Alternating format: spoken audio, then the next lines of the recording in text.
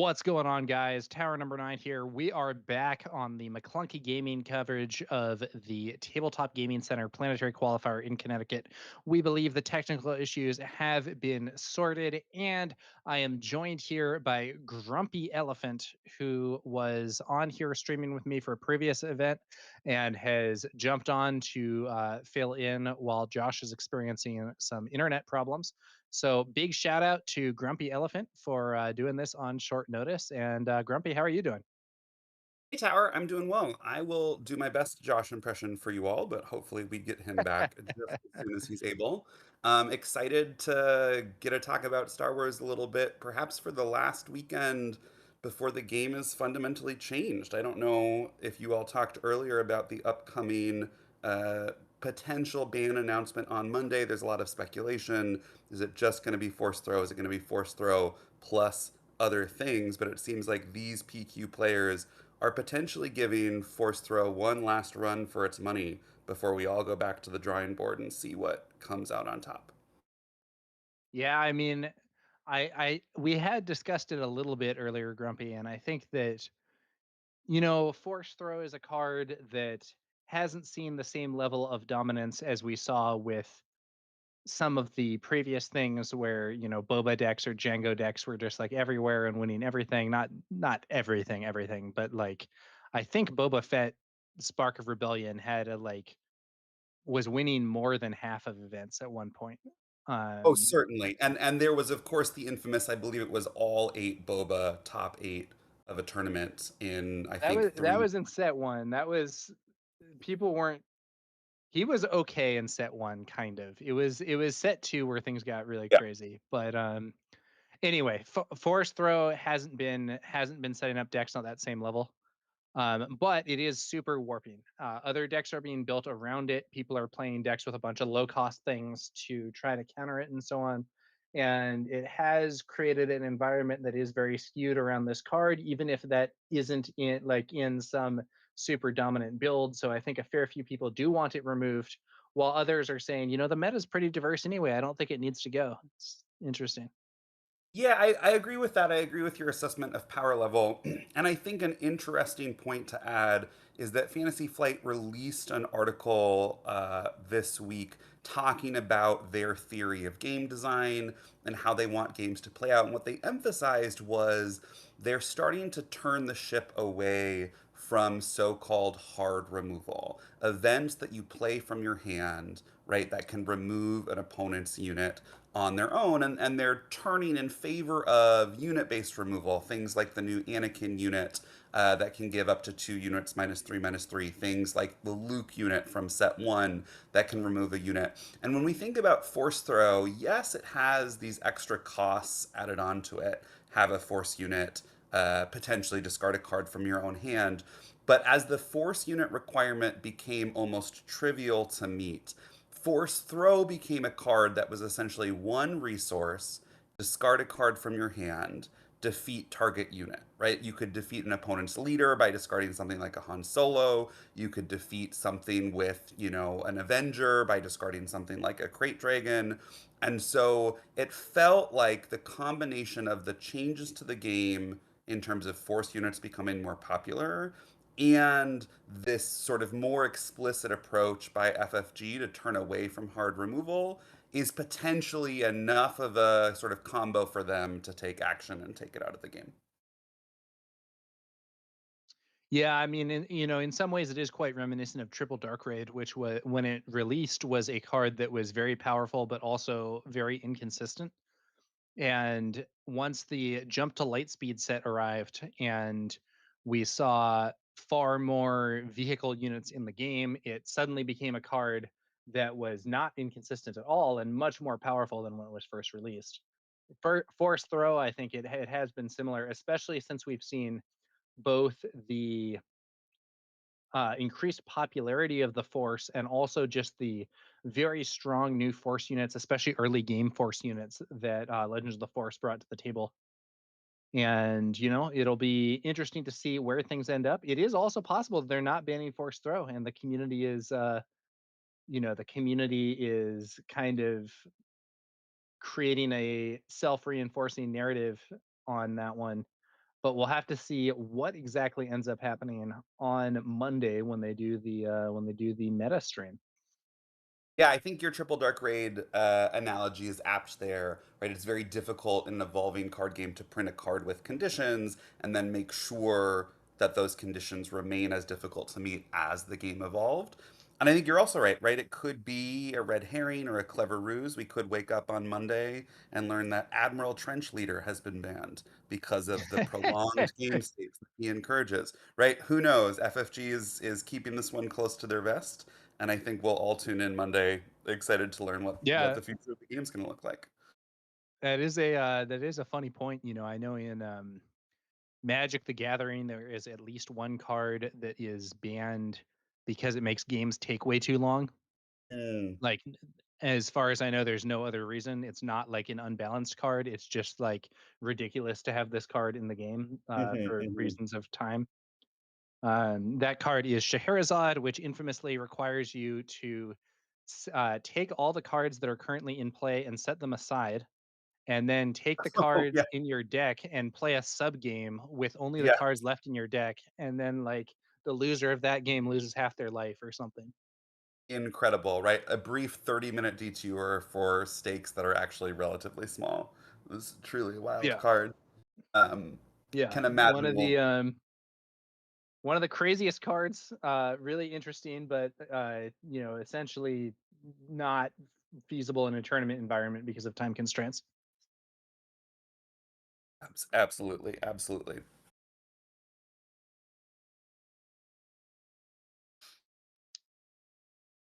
Well, it looks like the on the crowd cam here, it does look like the players are moving about, and I think that means that we are paired, and we're going to be moving into that third round of Swiss play shortly.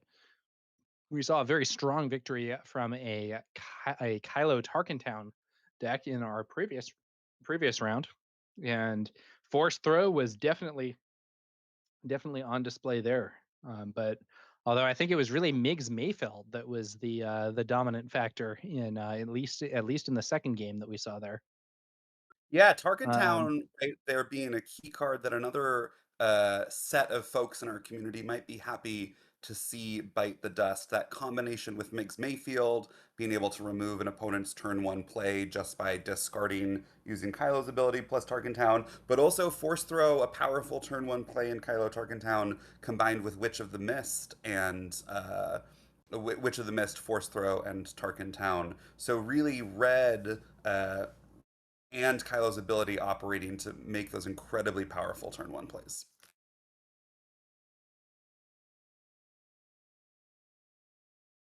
yeah, it's some strong interactions. I do think that yeah, Tarkentown's a powerful base. On the other hand, Tarkentown is also perceived as a counter to the perceived most powerful deck of Hantu Blue. Is Hantu Blue actually the most powerful deck? I don't know. I think Quinlan's been putting up better results recently. I think there are definitely some counters available, but that is And of one course, factor that. if Sorry, go we ahead. take out Force Throw, does Hantu Blue suffer? Does Quinlan suffer? Right? Force Yeah, Throw may be the sort of keystone on which many of these strong decks rely. And so we might see a significant shakeup. yeah, it could be interesting, but we will find out what they're going to do there on Monday. For now, it looks like we're going to have a match between McClunky Gaming player Pasquale here on the left side using a Yoda.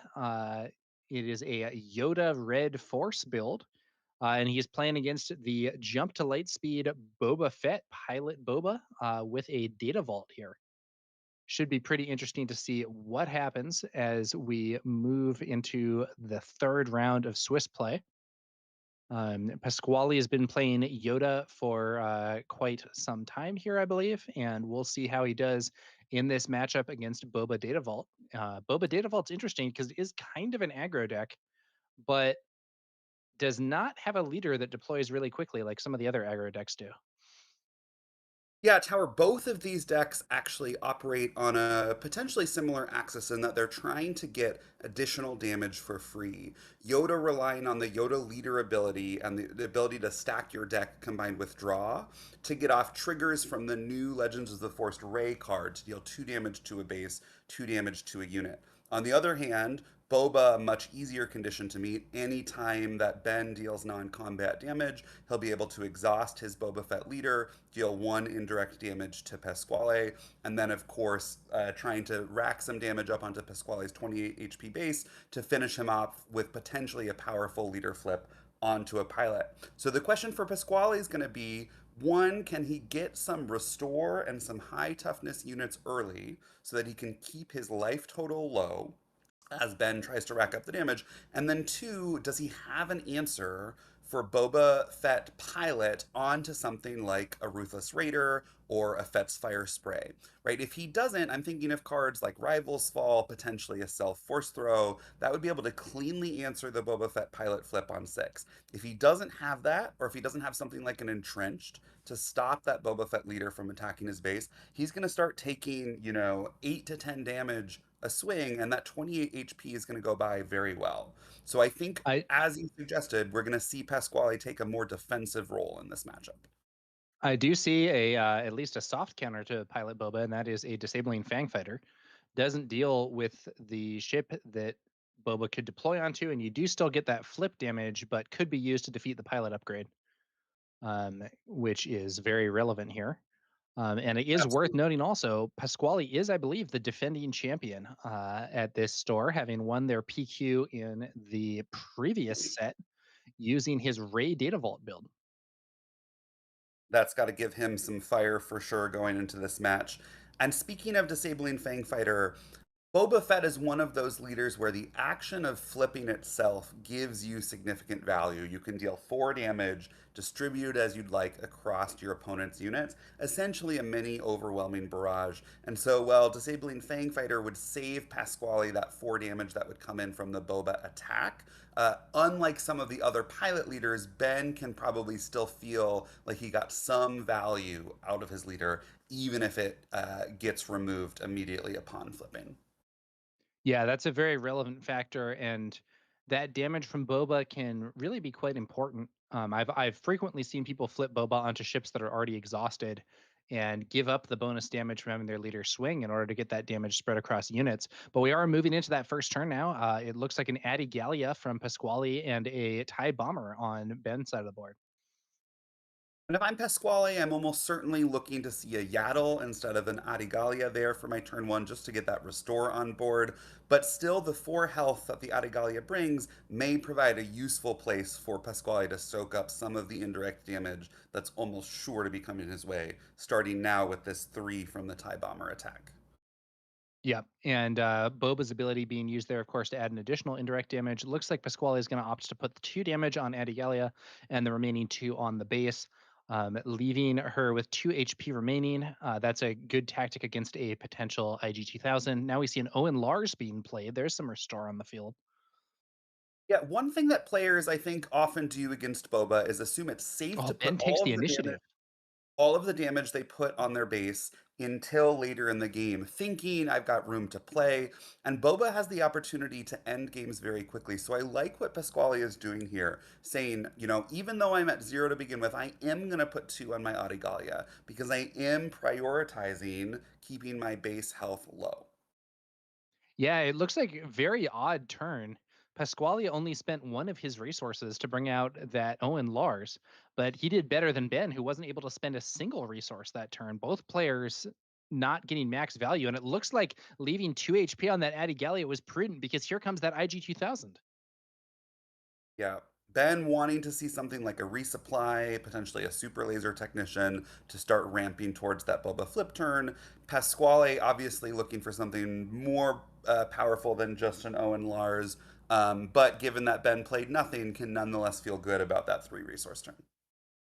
Boba's ability was used there when the IG 2000 was played, and additional damage put on Owen Lars. Both of these units now on 1 HP.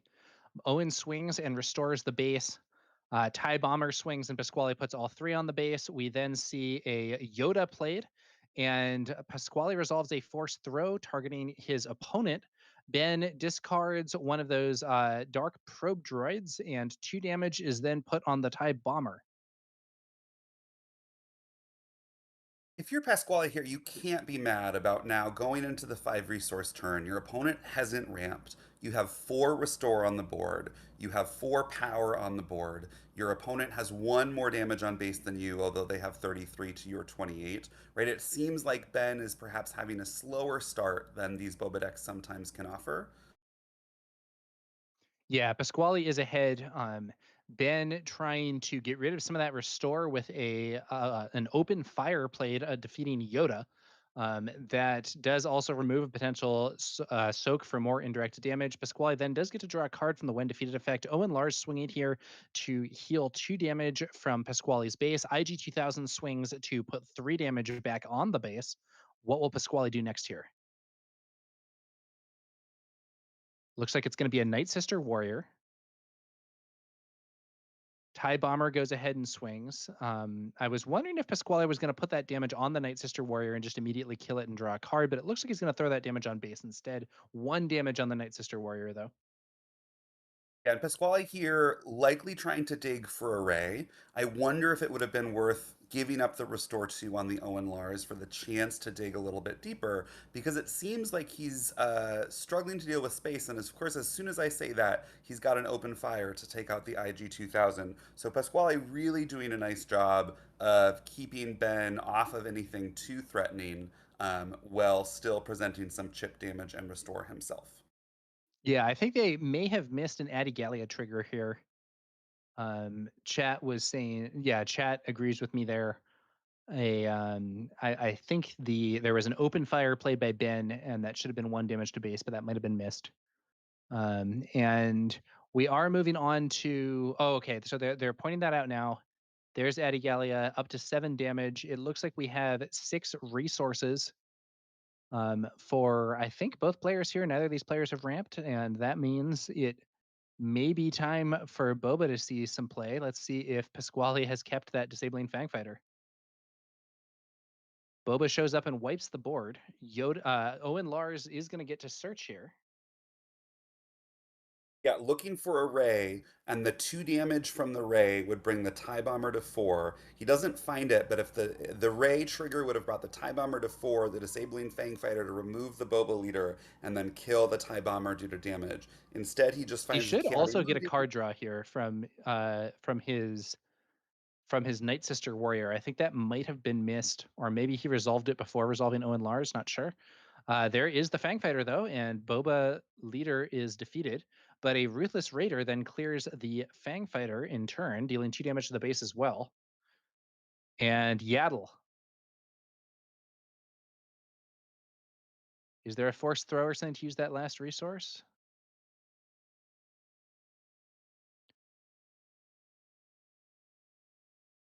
Hmm. Doesn't look like it. So Moving into this Pasquale next turn.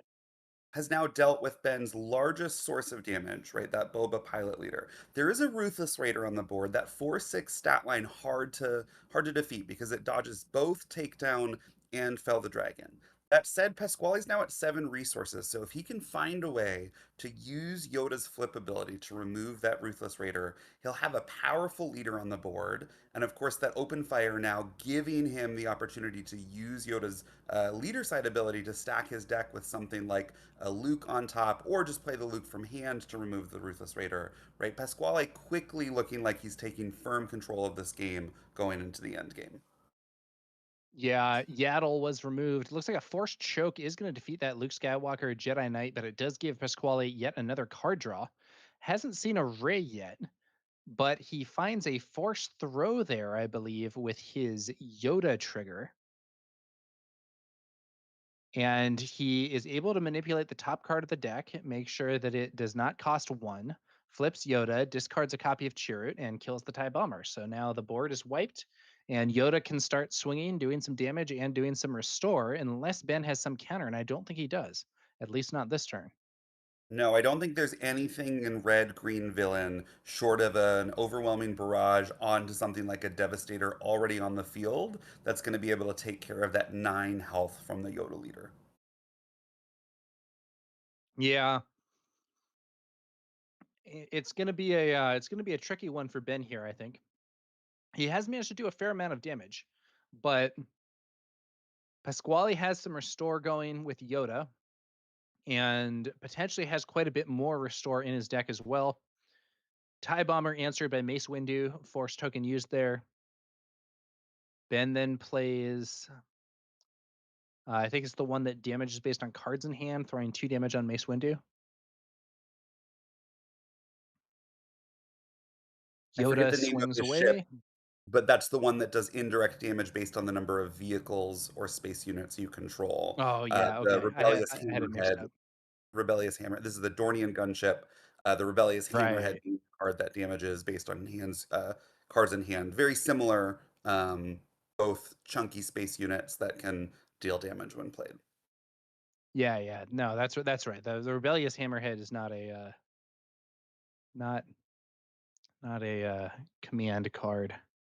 Ooh, Emperor Palpatine. Okay, that's kind of exciting. Yeah. It's the kind of card that Ben would like to see to get a foothold back in this game, hopefully following it up next turn with something like an overwhelming barrage. But we see Pasquale holding on to a crate dragon.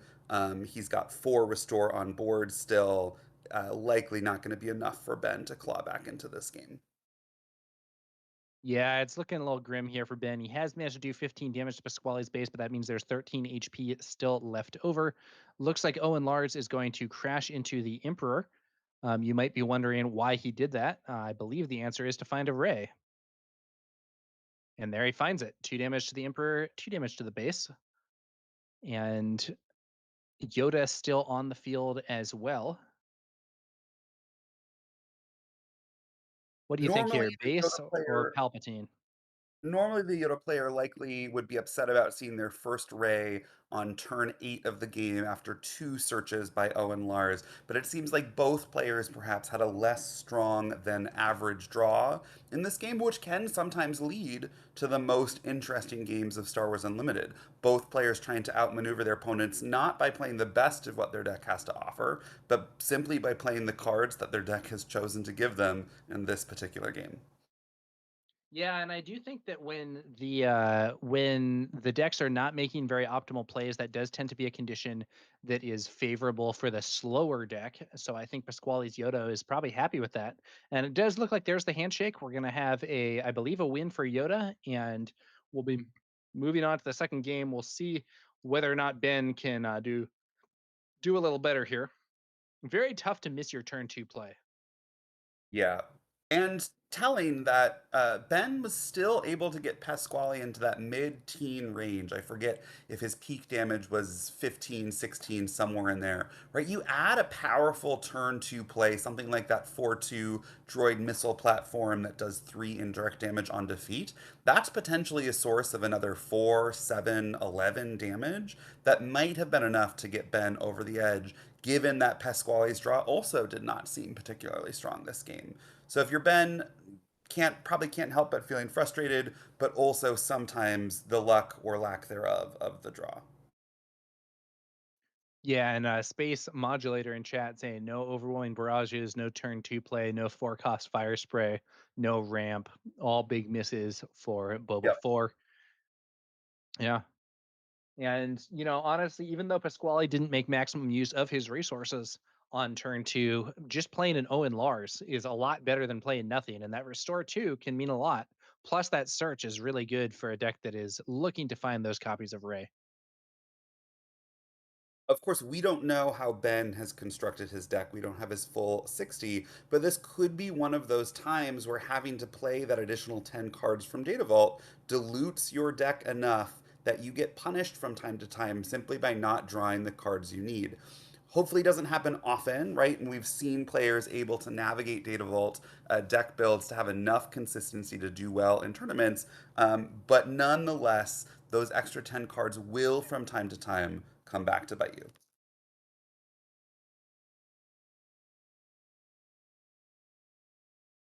Okay.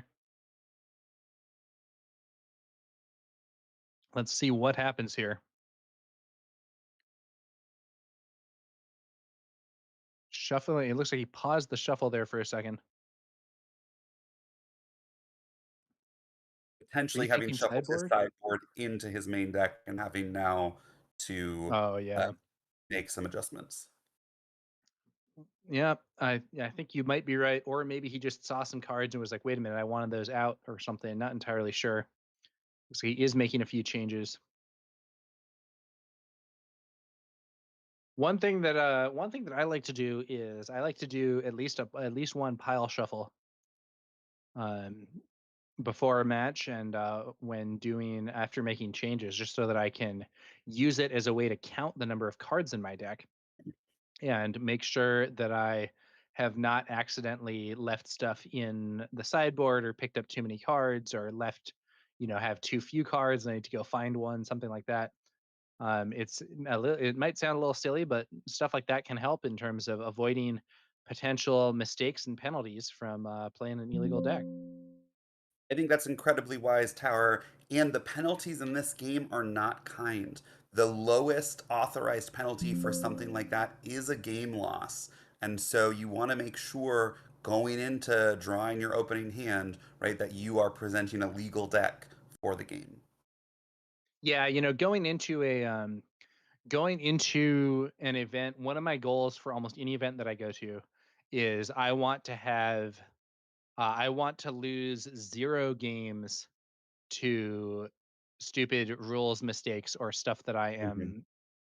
stuff that is within my control to avoid. So I don't want to lose any games to being late. I don't want to lose any games to penalties. I don't want to, have anything like that happen at all. Um, so they're shuffling the decks,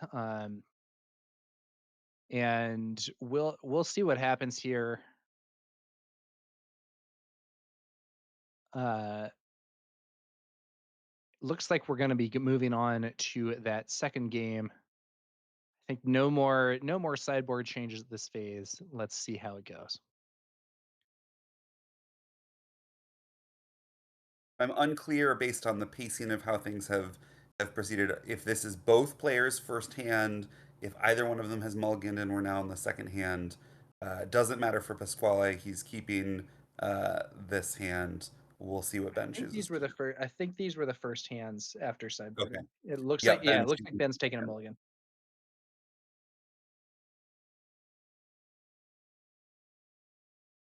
There is some criticism in chat of Ben's shuffling technique because it looks like some of the cards would be visible while shuffling this way.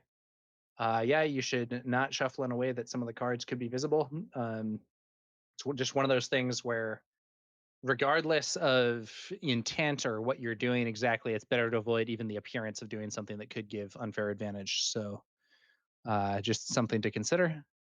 Although Of I course, will note, we're not able to see the players' faces. A common strategy yeah, for folk shuffling is to look at the ceiling while they do so. So it's possible that while we can see the bottom of Ben's cards, he is looking in a complete other direction and not able to uh, get yeah, any of that information. absolutely true. So, and that is worth noting also. So, hopefully no witch hunts in the chat today. Yes. Okay, I am so a now we're sorry. Go ahead. I was just saying I'm a classic ceiling looker for fear of being perceived as being able to see my own cards while shuffling.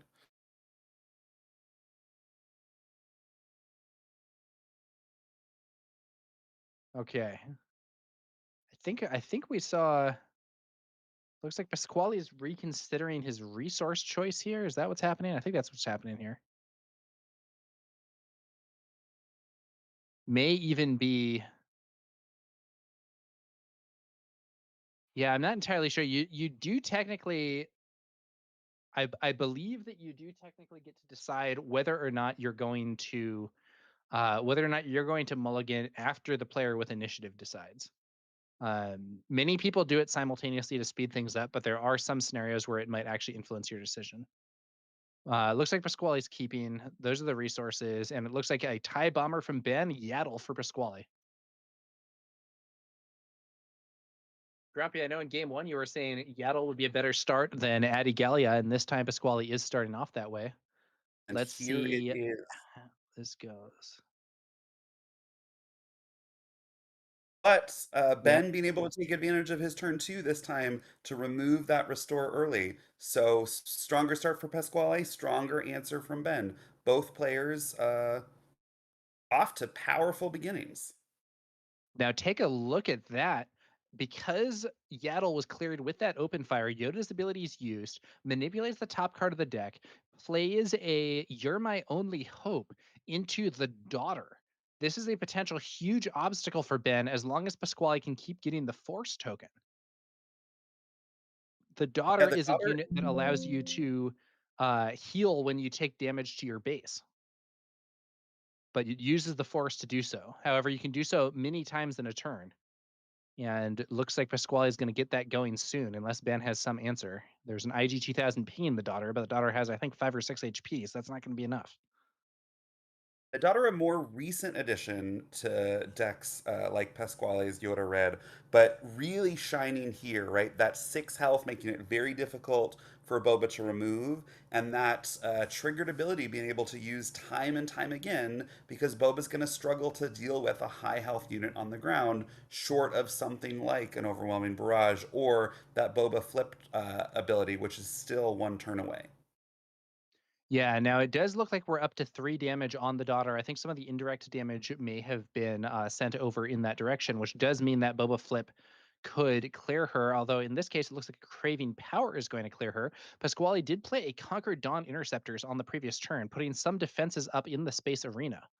However, that IG 2000 now buffed by Craving Power is going to be able to clear the Conquered Dawn Interceptors quite easily. Let's see how Pasquale responds. Yeah, Yoda really trigger. needing to find something like a Fell the Dragon here to take care of that buffed up space unit. Um, Pasquale feeling like he's now on the back foot off of this much more explosive start from Ben. Despite being able to cheat out the daughter early, Ben has gone 2 drop into 3 cost play, into 4 drop ship, into 5 cost removal, making the most of his resources to both keep Pasquale's board clear and push damage to the base. Yeah, and the IG 2000 does have Overwhelm, I believe. And so, with that buff, able to clear the Conquered Dawn Interceptors and do a bit of damage to base at the same time. Pasquale plays, ooh, Red Squadron X Wing reveals Ray. Ray is going to go ahead and deal 2 damage to the IG 2000, 2 damage to the base. 2 cards, 2 resources left for Pasquale. Does he have some way to make use of them? I love this game so far. We mentioned last game that both players operating their decks under less than ideal circumstances. Now it seems like both players getting powerful plays online early. You're my only hope from Pasquale. A Ray trigger early to get that damage going. Strong removal from Ben. Powerful ships to push through damage to base. This is very much a game, I think, on the opposite side of the spectrum from what we saw in game one.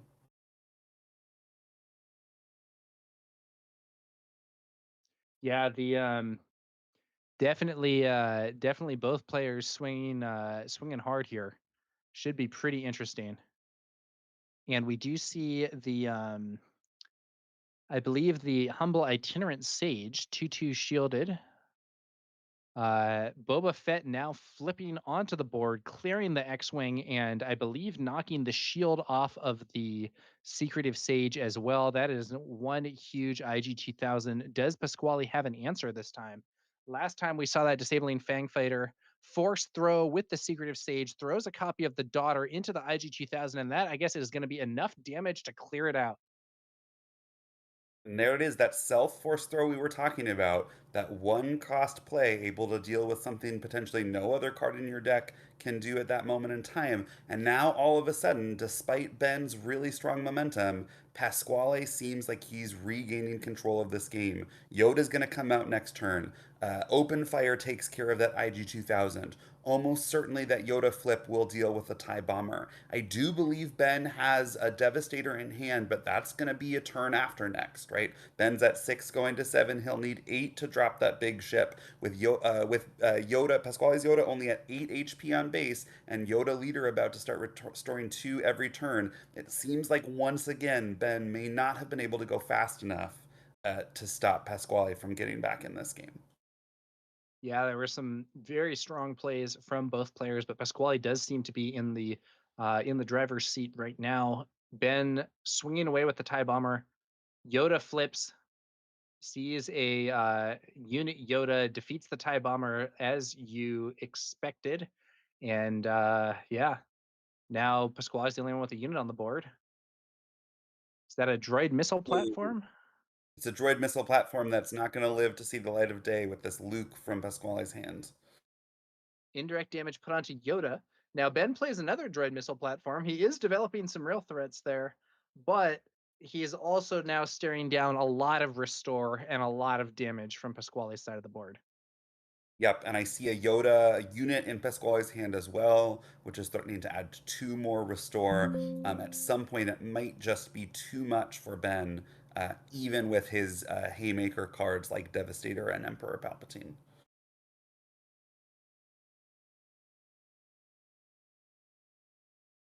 It looks like a unit maul. The 7-6 ambush unit hits the field and trades with Luke immediately. That is going to prevent some of that restore as well as some of that damage, but that's a lot of resources spent by Ben to deal with just one unit. That Yoda still offering a lot of damage and a lot of restore, and Pasquale has a lot of resources left. I do feel that our Yoda player is in the driver's seat now. I wonder if Ben was supposed to throw his maul into Yoda Leader there, right? Pasquale took that indirect damage, which left Yoda Leader with 6 HP. The maul would have survived, and then, depending on how the turn played out, threatened to trade with that Luke first action next turn. It seems like Ben now has lost control of the board and would need to take a couple of turns to wrestle that back, giving up your powerful unit, your only play for the turn with a trade, doesn't necessarily feel like the strong enough play there. Redemption Medical Frigate from Pasquale heals the base for 4, absorbs the 4 damage swing from the droid missile platform, staying alive with 1 HP. Indirect damage, indirect damage goes through. Now, what's happening here? Did Yoda not swing? Yeah, Pasquale chose to claim instead of getting that restore 2 from Yoda, potentially to drop something like a Crate Dragon, although it appears just to be able to get that 6 damage with Redemption. I guess putting now on the hat of the aggressor in this matchup. Yeah, probably trying to turn the corner there, make sure he can swing with redemption before it potentially gets cleared. And it is indeed getting cleared. That is a devastator on the field from Ben, clearing redemption, throwing some damage onto Yoda, but Yoda is still alive, swings into base while restoring. And there is a Luke Skywalker Jedi Knight defeating the devastator. This is looking very bad for Ben. Yeah, at this point, Pasquale has 12 power on the board, uh, a combined 6 base restore plus additional restore from Yaddle, giving what I believe are 2 Jedi Knights, both Yoda and Luke Skywalker, an additional restore. So Ben both facing lethal very soon, and Pasquale's base likely going down at a rapid pace. Second Devastator here from Ben. It is going to go ahead and remove Yoda, also throwing a bunch of damage onto Yaddle. Yaddle swings, doing some damage and restoring. Mace Windu now on the field for Pasquale. May have forgotten to exhaust the resources there. Not entirely sure what happened, but Force Token used to throw some damage onto Devastator. And then I think that's going to be it for the turn. Ben not in a happy spot here. It looks like 30 damage on his base. Pasquale's base has only 4 damage on it. Yeah, something like a planetary bombardment here for 6 would be able to deal 13 indirect with that Boba Fett leader ability to take out the Luke and the Mace, leaving Ben alive for another action. There's the We're going to bombardment. see it here, right? It's his only option to stay alive in this game, but a quick attack from Yaddle is going to put Ben down to 1 HP and potentially force a claim. Or Another Luke Luke Skywalker Skywalker. to defeat that Devastator. Yeah, I think Luke is also lethal in 1 attack. I don't Yep. think Ben has any plausible way to defeat Luke with the resources available.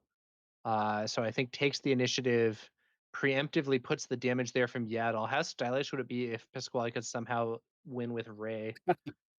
Ben flips those cards face up to see if there's some out. I guess there isn't one. I don't actually know if he even has any potential outs. Maybe he was just showing what he was going to find. Finds a resupply, one of the worst cards you could find at this time, and Yeah, something chat else that pointed doesn't out save him. that Ben likely needed that resupply earlier in the game. Both players Yeah. with powerful plays this game, but Pasquale's plays were plays that functionally or literally cheated out resources. You're my only hope to get the daughter out on turn two.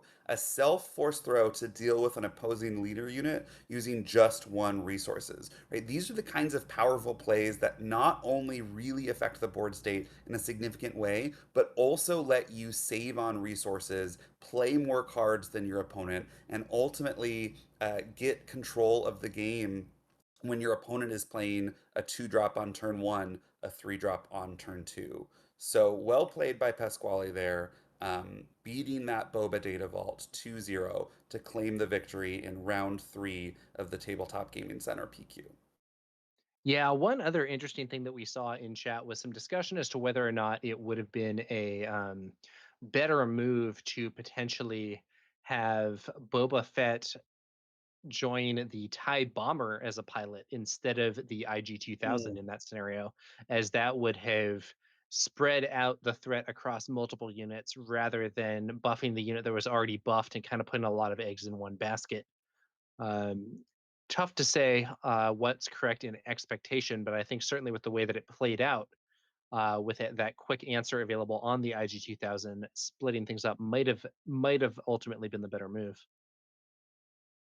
I think it's fair to think through that. What Ben might have been thinking is, I'm going to create an incredibly powerful unit that has 5 health remaining and has that leader tag. The only thing my opponent can have that's going to answer this is a self force throw into a higher cost card.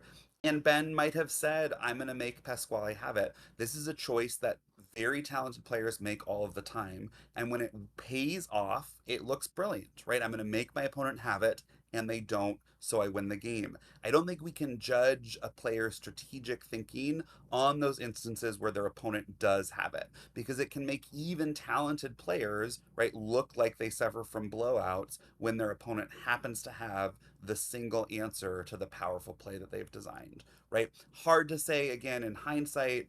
Ben didn't know the cards in Pasquale's hand.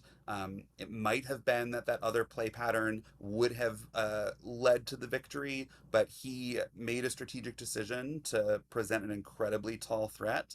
Pasquale just happened to have the answer. Yeah, and looking at the meta analysis that's available here on stream, we're seeing a pretty diverse field. The most represented deck being Han Solo Blue Force with less than 10% of the overall field, and a fair mix of Force throw based decks. So we have Han, Quinlan, Kylo, Tarkin Town, Yoda. The Yoda red is a Force throw deck, even though it's not like super critical on it, but also quite a few non-force based decks in that meta as well. Yeah, of the top 8 decks represented, 4 force throw decks, 4 non-force throw decks. Although interestingly, 2 of the non-force throw decks are both running aggression. Cad Bane Tarkintown, Boba Fett Data Vault, also running that powerful color suite aggression. It seems like as the sets go on, right, which color or which alignment is dominant changes from time to time. Early on, it was the powerful cunning cards that folks said these are warping the game, they're too strong. How the tables have turned, and now it seems to be that aggression being the dominant color players choosing to bring to these tournaments. Now, Grumpy, there's one thing that I'm not seeing in this list of the most popular decks. Can you guess what it is? Is it perhaps your favorite leader, Sabine? You are correct, sir. Sabine Wren, not among one of the more played decks at this event, despite often being a popular choice. We do see some other kind of aggro builds. So like Vader Cunning, I think is an aggro deck. Boba Data Vault is, in my opinion, kind of like at least kind of an aggro deck, but Sabine not on there. And I would be shocked if there were zero Sabines at the event, but not the most commonly played at the very least. Yeah, I think one complaint that Sabine players have had is that she got very few tools from this Legends of the Force set, right? Sometimes players will choose to play something like Yoda's lightsaber, that 3/1 upgrade for 2, in lieu of a dark saber, both able to add substantial power to Sabine, but Yoda's lightsaber allowing Sabine to deploy a second 2-drop on that 4 resource turn. But at the same time, Darth Vader from Jump to Lightspeed got very few cards from Legends of the Force, arguably just a new 1-cost villainy ship to build out that 1-cost fleet that Vader's trying to play 2 of on the first turn of the game. And so the mere fact that Sabine doesn't have new cards doesn't render her unplayable. She's still incredibly powerful, can be very consistent, but I think it's a testament to how powerful these other decks have become. Things like Self Force Throw, able to wrestle control of the board away from Sabine early. Things like Han Solo, being able to cheat out strong units like Ogdo Bogdo to even threaten a race against Sabine. Certainly, the traditional version of Sabine, Sabine ECL, might be in a tough spot with just how powerful these other decks in the meta have become. Yeah, very it is a very interesting situation to see how things are going to develop over time. I think some of those space-based aggro decks are trying to sort of exploit the situation with force bases being 28 HP and also skewing you so heavily towards the ground arena. Mhm. Um, and that I think is a big reason to choose a deck like the Pilot Vader, where you're essentially playing almost entirely in space, and you can say, whatever, man, my opponent has Chirrut. Okay, well, I don't have any ground units, so who cares? And we've seen players try and explore other pilot leaders, right? We've seen a Oddhan Tarkentown take down a PQ recently. We've seen folks experiment with different colors of Kazuda. I know a deck that you love to sleeve up, Sabine Yellow, has the opportunity to go primarily space. And right, despite all of these potential space leader options to dodge those powerful ground plays, to fly over those turrets, time and time again, it seems like in this meta, players coming back to the reliable Boba Pilot leader, the reliable Darth Vader leader as their space fleets of choice. Yeah, I am a big Sabine Yellow fan, but I do think some of those some of the stuff that Sabine has, even if you have a deck that's built with a lot of space stuff, Sabine is still flipping into the ground arena. And even if all your other plays are space, Chirrut's still going to slow down at least your leader. And maybe you can give her Saboteur or something and get around it. I have some plays that I can make in that sort of situation, but still an obstacle. Whereas if you are going for a more pure space composition, some of these kind of villain pilot leaders have seemingly been more effective in that role. However, I'm looking here at the full list of deck lists from this event. Sabine is present at this tournament. A total of 2 players representing 2% of the overall field have sleeved up Sabine Energy Conversion Lab. 1 player has chosen to sleeve up Sabine Data Vault, a green Sabine variant that seeks to take advantage of a slightly higher HP pool, giving up those powerful ECL plays to burn their opponents potentially over a slightly longer clock. And then 1 player has chosen to sleeve up Sabine Yellow, not Sabine Yellow 30, but Sabine Is it Nabat Nabat. Village? Yes, this is Yeah. a build that has taken the community a little bit by storm. I don't know if it's put up any tournament wins yet, but it seeks to take Someone won a advantage. PQ with it. Well, there you go. It seeks to take advantage of Babu Freak, the new 1/4 cost unit that lets your droids attack using their toughness and not their power to deal damage, which means that in combination with something like a 1/4 R2D2 for 1, you're swinging in for 4 damage at a time from just a 1-drop play. Nabat Village giving you the consistency you need to see Babu Freak plus a droid more often to have that incredibly explosive opener and push damage quickly. Yeah, it's an interesting it is an interesting situation there with the Babu Frick composition. I'm not a huge fan of Babu Frick. I have done some testing. I have not been thrilled, but I was not on Nabat Village, and maybe that is a important part of assembling the combination there with those 1-4 droids. So, maybe some more testing is needed. It did win a PQ, and maybe it'll win this one as well. We'll have to see how things go. Well, I think if it wins this one, you become obligated to at least get a few games under your belt with Nabat Village. But Nabat Village being another one of those rare bases that folks can forget are in the game. Things like Nabat Village, things like Thermal Oscillator, right? Things that were fun to brew around with when they first were released, but never really found their moment. As we get more cards in the game, more powerful combos, it's possible that decks like these, which seek to increase the consistency of your draws, will see more and more play. Yeah, we'll see how this pans out. I think earlier there was even some discussion of maybe playing the thermal oscillator in some builds. Um, Thermal oscillator is kind of the reverse data vault, where instead of having more base HP, but having to run more cards, you get fewer base HP, but you get to run fewer cards.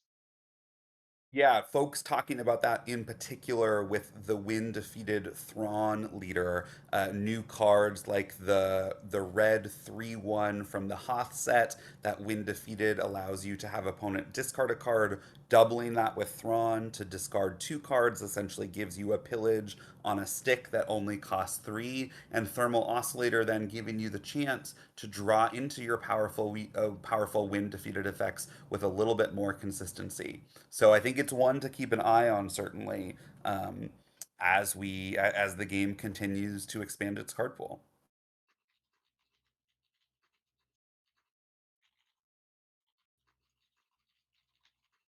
Yeah, I think it'll be interesting to see how things fare also when the card pool contracts. We have one more set coming out for the first block of 6 sets. And then once set 7 releases, sets 1, 2, 3 through 3 will be rotating out. And it will be pretty interesting, I think, to see how things look after that happens. Yeah, rotation threatening to take out many of the cards that people would like to see banned anyway. Those rare bases, ECL and Tarkin Town, right? Force Throw, if it doesn't see a ban on Monday, is not going to be long for this world anyway. Powerful removal like Power of the Dark Side and Overwhelming Barrage, not going to survive rotation unless Fantasy Flight chooses to reprint. So I do think we're looking potentially at a whole new game in just a matter of months. Yeah. And with We'll be excited to see, I think, how things do evolve. But tough to say. We haven't seen all of set 6 yet. Set 7 is going to bring in its own stuff, and we don't know how many things are being reprinted. But one way or another, I think it's going to be a big shift. I agree. And with that, folks, we are going to take a bit of a break. This is Grumpy Elephant and Tower Number 9 with McClunky Gaming, streaming the PQ at Tabletop Gaming Center. We were with you now for Swiss Round 3, and we will be back shortly for Round 4 of this PQ tournament.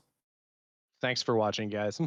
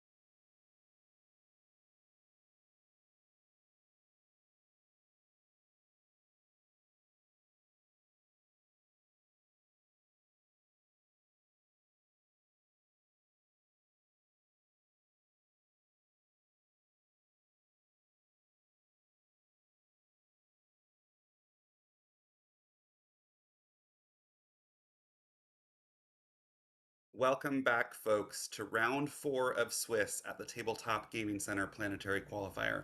I am Grumpy Elephant with McClunky Gaming, joined by Tower number nine to present you commentary for this Swiss round four. Tower, how's it going? Oh, it's going well, Grumpy. We have a exciting event going on here at Tabletop Gaming Center in Connecticut. Big sh- big shout out to the McClunky Gaming players who are playing in the event, and of course to Tim and Claire for making this stream possible. Looks like Bobby Sapphire, the famed KTOD player, is going to be on the left side here with a Cad Bane Tarkentown build, playing against Spanish Alex from the McClunky Gaming team, running Boba Fett Data Vault.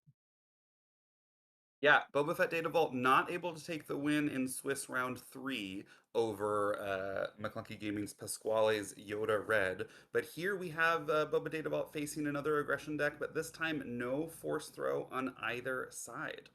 Spanish Alex again likely pursuing that burn strategy, ships in space with indirect damage combined with a powerful leader pilot flip to push 25 damage as quickly as possible.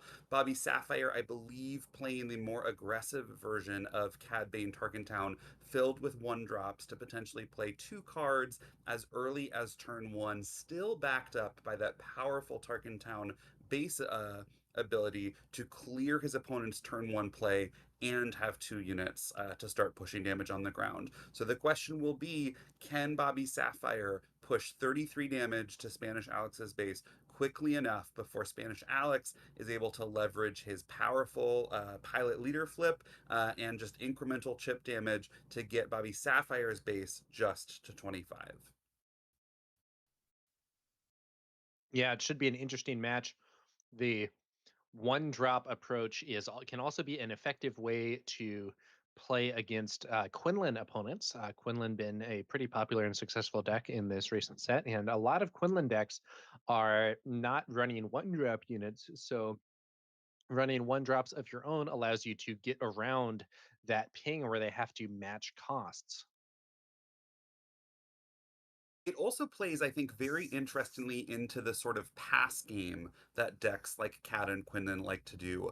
Oftentimes, opponents of these decks will pass their first action to force their opponent to play first. But if you pass into Bobby Sapphire's version of this Cad Tarkin deck, he'll play a one drop. Right, so now he has something on the board, essentially forcing you to play something. If you pass again, he'll claim, and he'll have some board presence to your nothing. But if you play something, he'll play a second one drop with that Underworld tag, ping your play, and use Tarkentown, leaving him with a 2 unit advantage. So this presence of one drops all of a sudden gives Cad Tarkentown a lot of flexibility in how to navigate the first turn of the game.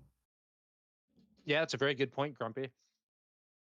Having the ability to play a card, and then if your opponent plays something, still have a unit to play to hit them with that Cad Bane ping can be very strong.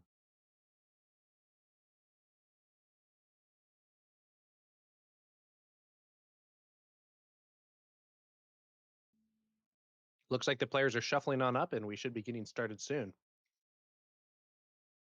Spanish Alex versus Bobby Sapphire.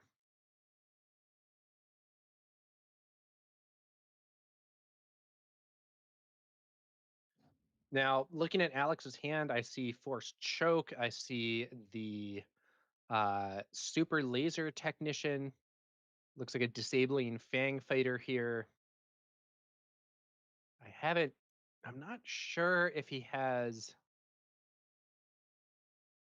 I'm not sure if he has an opening play. What does he have? Well, I mean, I guess he has Forced Choke.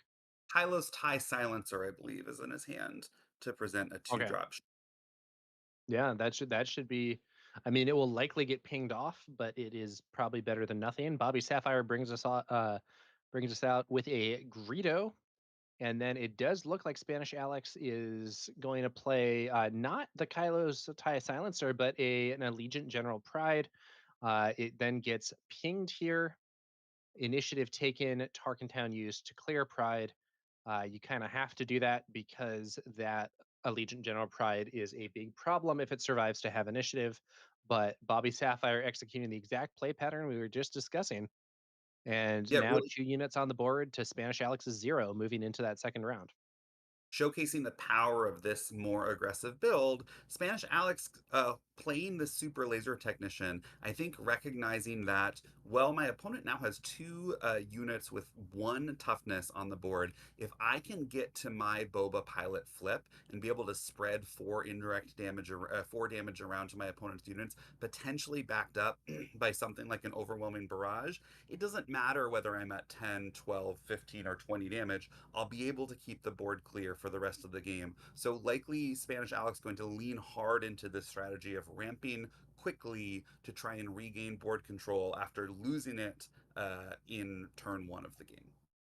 Now, this Super Laser Technician could very possibly be pinged off here if Bobby Sapphire has another Underworld unit to play. One card I'd really want to be seeing on Spanish Alex's side of this game is, of course, the IG 2000, which in this situation could actually remove both of these units while also presenting a decent threat in the space arena for future turns.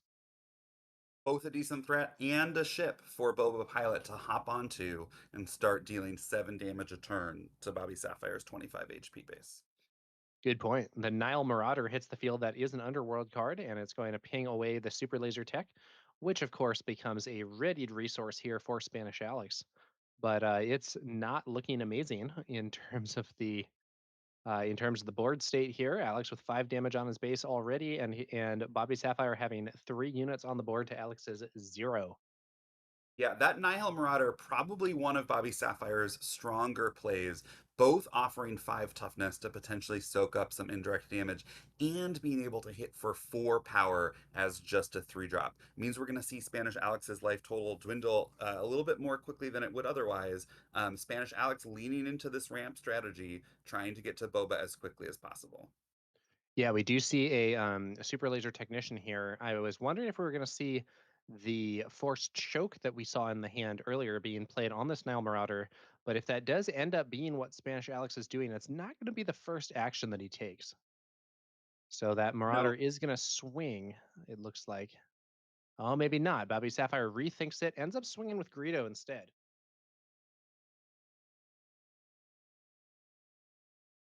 Kylo's tie. Okay.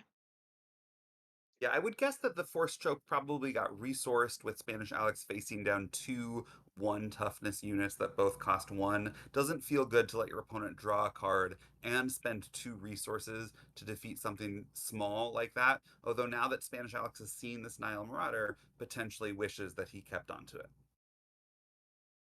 Yeah, not a really exciting turn here for Spanish Alex. Bobby Sapphire continuing to push a lot of damage. Still hasn't even spent any of his resources yet, and now I think we're going to see those resources get used. Let's see what Bobby Sapphire is going to do with them. First resource going to be a copy of McClunky. Looks like bouncing bouncing the 2-1 there to clear Kylo's tie silencer. And then Mist Hunter with the Cad Bane ping. Super Laser Technician becoming another ready resource. And once again, Spanish Alex is left with an empty board. Yeah, that McClunky was important because Bobby Sapphire, once he's used his Tarkin Town, doesn't have a lot of ways to cleanly deal with undamaged units in space. If that TIE Silencer had lived to the start of this turn, Spanish Alex would have a ship for his Boba leader to hop onto. Now he has an empty board, so even if he can flip Boba Pilot onto this Ruthless Raider that he's playing, he won't be able to attack with it. He will, however, still get the 4 damage from that flip, but Bobby Sapphire will be able to continue to push damage to his base. Ruthless Raider hits the field here from Spanish Alex. The when played ability used to put 2 damage on Greedo, defeating him, and 2 damage on that base. Then Spanish Alex uses the leader ability of Boba Fett and Bobby Sapphire, choosing to put the 1 damage there on the Mist Hunter, I believe, which is then going to go ahead and swing, adding some damage to that base. We're up to, looks like 17 damage on Spanish Alex's base. That means just 16 HP to go, thanks to the resilient data vault. It looks like Spanish Alex might be close to being able to turn the corner in terms of board control. A Boba leader flip is going to deal 4 damage, although he flips to the ground. It flips to the ground.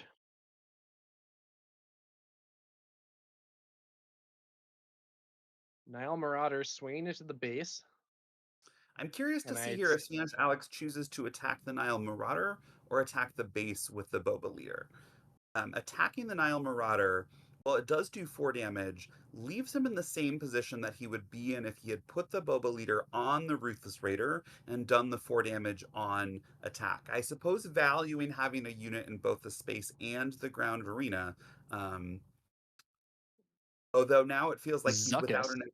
an incredibly tall target to use on something like an overwhelming barrage if he draws into that removal. Yeah, I mean, if he does have an overwhelming barrage, I think that Boba. It may also be that he's worried about potential upgrade removal or similar, but if he has an overwhelming barrage, I would much rather have Boba on that Ruthless Raider than have those two be separate. Let's see how Spanish Alex handles this. Yeah, it would have been another story if the Boba had been able to remove the Nile Marauder in one hit. But attacking into the Nile Marauder, leaving it alive, giving Bobby Sapphire the opportunity to push 4 more damage on his turn.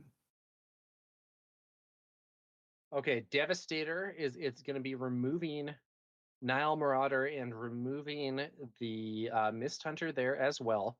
And we are looking at 12 HP left for Spanish Alex.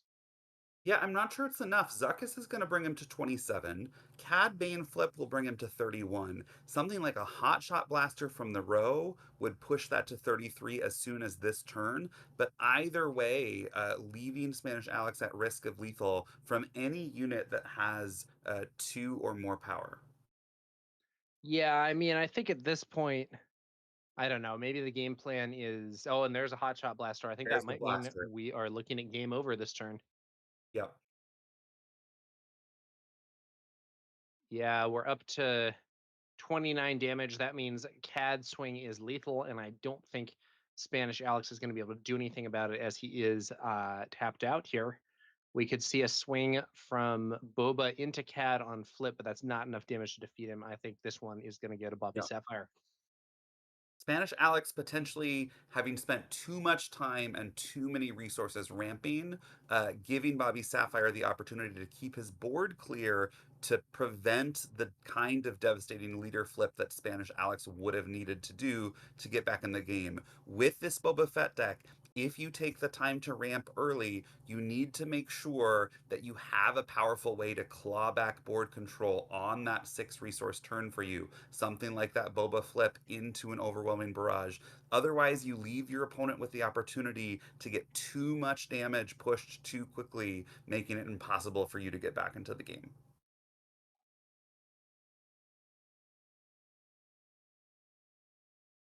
Well, it's a tough one, but we'll see if Spanish Alex can do better here in game two after some sideboard moves. Didn't end up being able to stop Bobby Sapphire's aggression. I mean, and he got kind of close. I mean, you can envision a scenario where like if there isn't the hot shot blaster, I don't know, maybe next turn Alex gets to use an overwhelming barrage or a planetary bombardment or whatever and use that to clear things out. But that was not the case here. Um, and we'll see if he can do better this time. Yeah, one edge that Cad Bane Tarkentown potentially has against strategies like that from Boba Data Vault is that the Cad leader has 8 toughness, right? Swings in for 4 in attack, but has 8 toughness, which means even cards like Devastator's 4 indirect damage or an overwhelming barrage onto something like a Ruthless Raider, he's not going to be able to deal enough damage to clear the leader. I like the way that Bobby Sapphire is navigating this particular Tarkentown build. He's using his early board control with Tarkentown to push damage, and then he has that backed up with this incredibly resilient leader to close the game out. I think it's an exciting new take on a familiar leader that we've seen for a few sets now.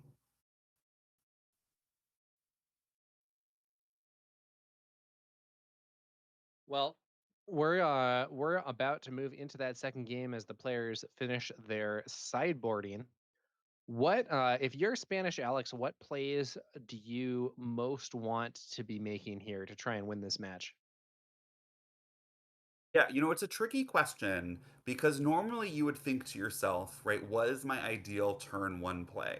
Well, if Bobby Sapphire gets his ideal draw, your turn one play doesn't matter because Bobby Sapphire is going to go one drop ping, Tarkin Town. So your board's going to be clear, which means the question if you're Spanish Alex is what is my best way to come back against a 2-0 unit lead on turn one? Arguably something like a resupply or the super laser tech into an IG 2000 to clear some of these one drop units into a flip and overwhelming barrage, right? We want some kind of spread damage, whether it's just the one damage from the IG 2000 or the ability to distribute the damage from overwhelming barrage to at least pick off those pesky one drop units that Bobby Sapphire is going to try and flood the board with. That I think is probably what was missing from Spanish Alex's first game. Any kind of spread damage, we're going to see now if he draws it here in game two. Yeah, let's see whether or not Spanish Alex can actually get that going. I do think IG 2000 would have been a pretty good card to have. Didn't end up working out, but we'll see. And of course, like the absolute most dream scenario is like you go first and you play Allegiant General Pride and your opponent completely bricks turn one. But like more realistically, I think, like you said, Grumpy, Alex has to be thinking this turn one play may not be something that's going to get a chance to do anything. And I think this CAD deck is running so many one drops that even if it doesn't get its ideal two one drop start, it's still likely to have at least one play, which is going to be enough to ping that Allegiant General Pride and then finish it off with the Tarkin Town. Yeah, that is a very relevant point.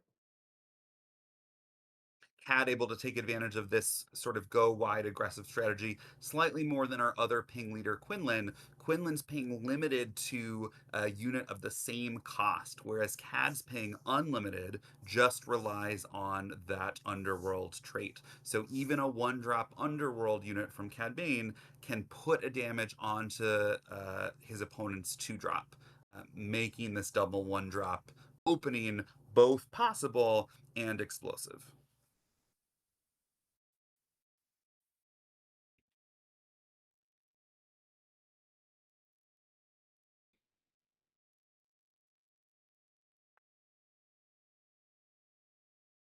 In Spanish Alex's hand, he's got a copy of IG 2000. He's got some ramp. He's got a Fet's Fire Spray, potentially looking at some more powerful tools to get a better handle on this game two. Two drop ramp IG 2000 seems like a pretty decent start. Looks like Bobby Sapphire leads us off with a Death Star Stormtrooper. Spanish Alex going to play the Kylos TIE Silencer. There is going to be what is that? It's what's that card called? Is it the Guavian Intimidator? Is that what that's called? The I one cost forget the 2/3 name as well, but Saboteur it's the built-in bounty draw card. 2-3. Yeah. Now, Bobby Sapphire facing the interesting choice here. Do I Target Town Kylo's TIE Silencer? On the one hand, you keep your opponent's board clear, but on the other hand, if Spanish Alex attacks and Bobby Sapphire has another Underworld unit to play, he'll be able to use Cad Bane's second ping to clear the Silencer and keep his Tarkin Town active for something that's going to arguably be more of a threat later in the game. Something like an IG 2000 that Spanish Alex wants to put his Boba Fett onto as a pilot. Choosing not to use the Tarkin Town here, a decision that I like. He'll take a little bit more damage early, but potentially be able to fend off counterplay from Alex later in the game.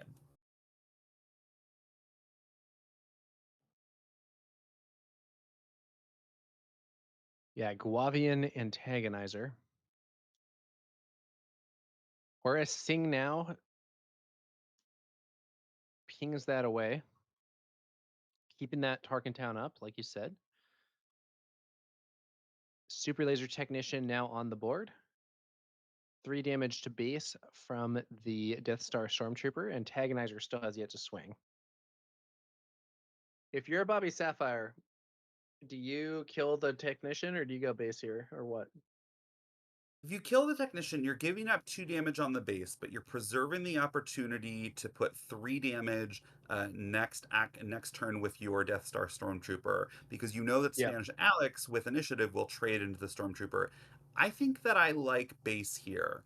Um, Given especially that you have 4 units on the board, and something like an IG-2000 is going to risk killing both of your stormtroopers and then your antagonizer as well, because it'll have 1 health now. Bobby Oh, he Sapphire does it disagrees. though. Uh, Crucially, leaving him with 3 units, each with 1 HP. If Alex has held on to that IG-2000, things are going to start turning around very quickly for him. It is worth noting Bobby Sapphire having held on to Tarkentown. Yeah, there's the IG-2000 triple kill, Yeah. plus the Boba Fett ping.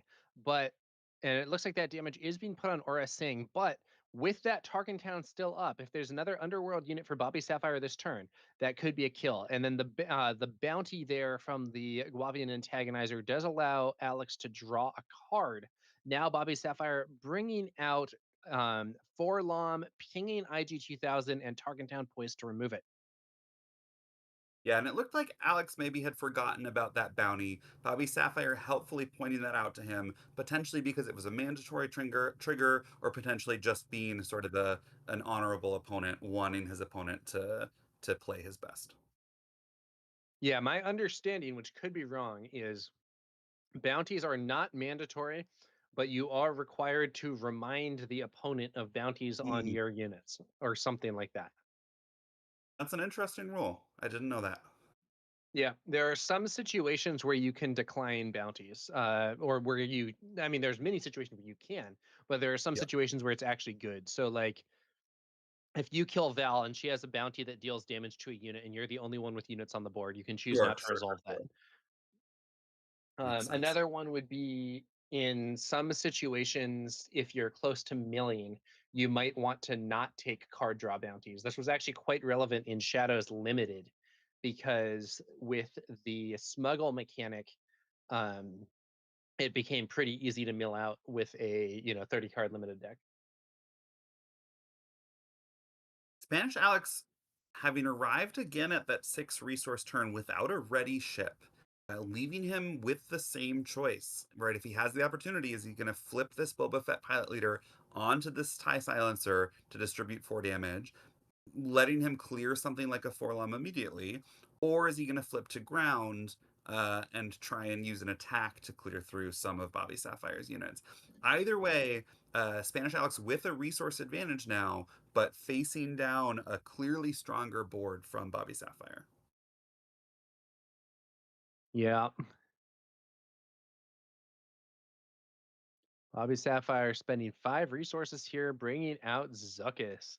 Zuckuss and Forlom, each giving the Mm. other +1/+1. That is a lot of stats on the board here for Bobby Sapphire.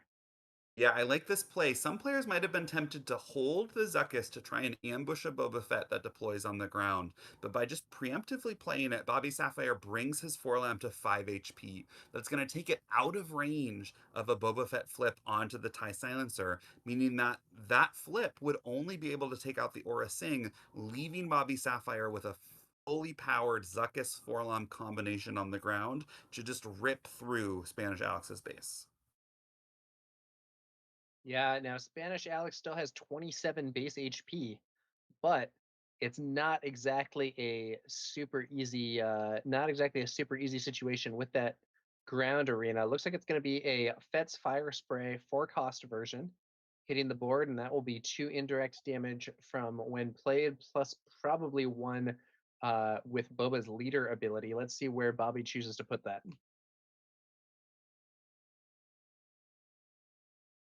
A tricky decision, right? One might be inclined just to throw it on base. I have 22 HP left, but even though Bobby has a much stronger board presence, uh, that 22 HP can go by quickly, especially if a Boba Fett pilot is attacking for something like 8 every turn. Now look at this. It appears Spanish Alex didn't use Boba's leader ability there, so he missed out on a point of damage. Yeah, it looks like he may have just forgotten. Mm. And there's the flip, not killing Forlom, and Forlom swings in for 5. I believe I believe Spanish Alex does have the initiative, though. Let's see if there's going to be an overwhelming barrage here from that Fett's fire spray piloted by Boba Fett himself. Yeah. An overwhelming barrage would let him clear the board. I think what he has instead is a craving power. It'll leave an aura sing, but the craving power to take out the Zuckuss will remove the +1/+1 buff on the Forlom, then defeating the Forlom by virtue of it having only 4 health remaining with 4 damage on it already. Yeah, so worse in terms of clearing the board than the overwhelming barrage, but does offer stats that persist into future turns. And I think it's exactly the play that you were just describing, Grumpy. Craving Power defeats Zuckuss. Forlom loses the +1/+1 and is also removed. Mm. And oh, Bamboozle. He Bobby Sapphire with a Bamboozle, discarding a Waylay from hand to play it for free. That is going to exhaust Fett's Fire Spray, bounce the Craving Power, and defeat the Boba leader upgrade.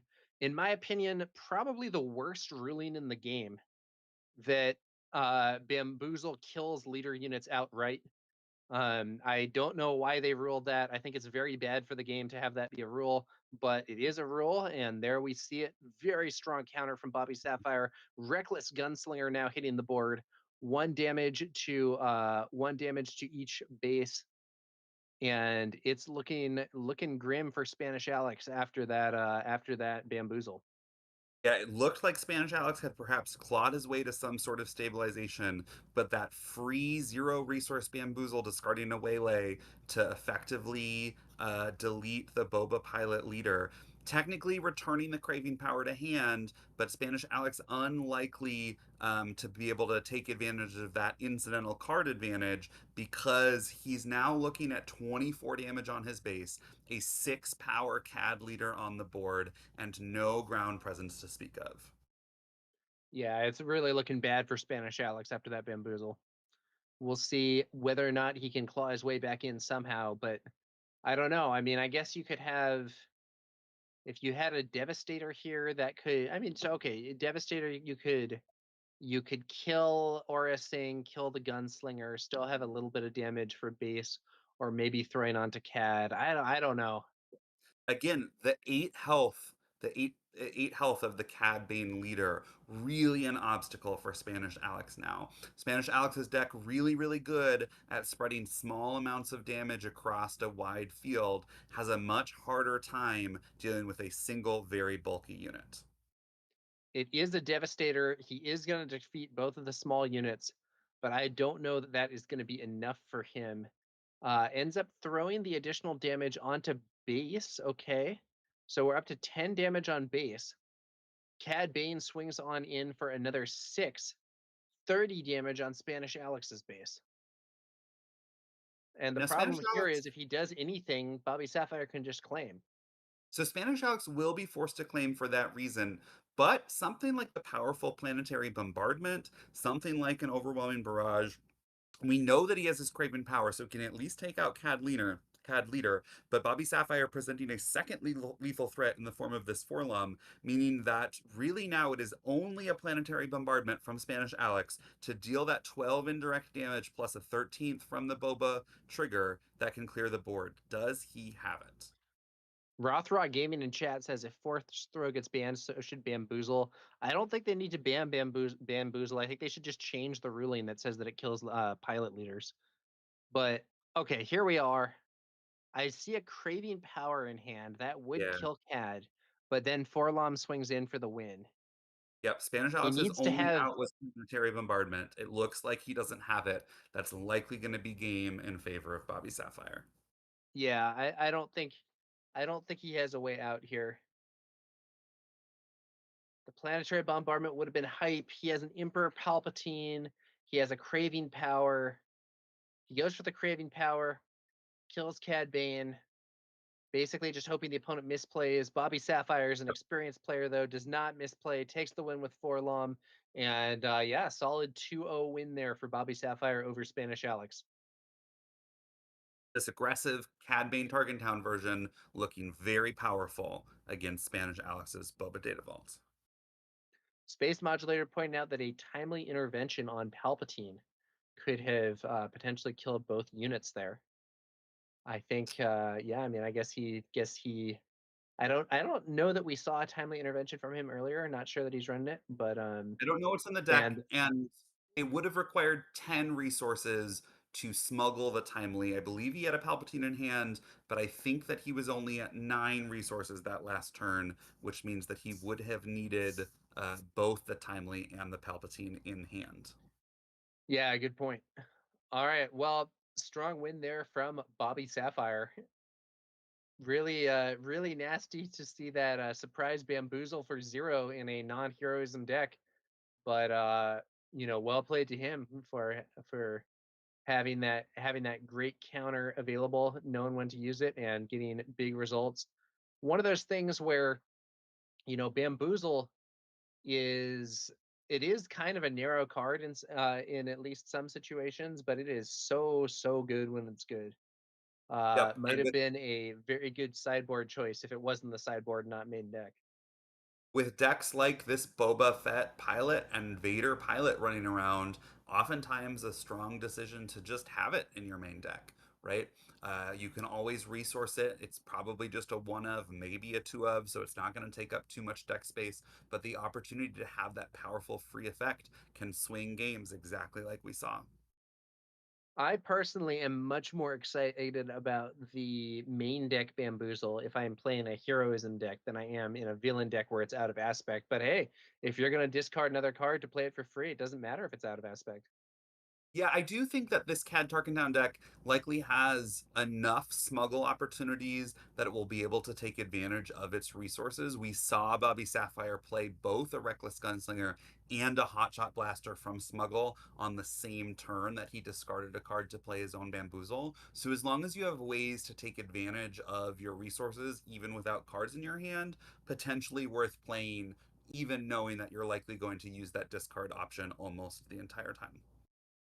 Yeah, and it should be interesting to see what the new plot mechanic brings in terms of decks making use of that resource row. I think it's going to be very interesting to see that in the upcoming Secrets of Power set. That's a good point. I'm excited for this. We've seen already with the new Kylo leader the power of being able to play cards without taking an action on your leader flip. Something like the plot mechanic can potentially turn every leader in the game into a version of the Kylo leader, which means I think navigating leader flip turns is going to become the new most crucial turn of any game of Star Wars Unlimited.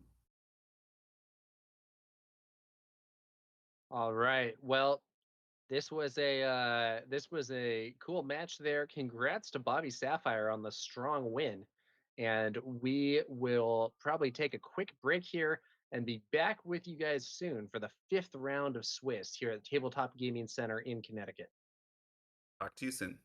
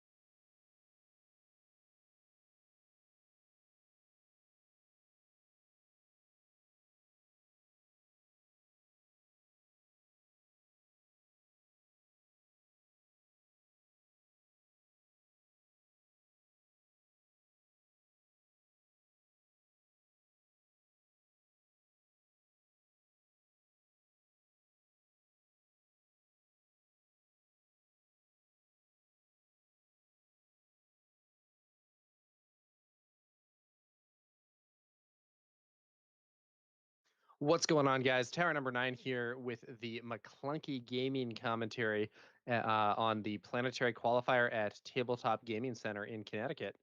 We have, I believe, just finished the 4th round of Swiss play, or are about to finish. I think on the crowd cam there, you can see maybe 1 or 2 tables that are just finishing in bonus time. But we should have pairings for you guys shortly with the 5th round of Swiss, and we will then be casting that one. I'm Tower number 9, joined here by Grumpy Elephant. Grumpy, how's it going with you? Hello, hello, going well. And yeah, from time to time, some of these rounds are likely to go to time. I'm looking through our deck list here. It's possible that something like an Admiral Trench Colossus or a Chancellor Palpatine Vigilance Force, both yellow-blue decks looking to control the game and eke out little bits of advantage over a long period of time, are gonna take up that full round time, even with a player who potentially is playing at an appropriate or brisk pace. Yeah, there are definitely some decks that can go long, and that's one of the reasons that I'm fond of playing Sabine at tournaments.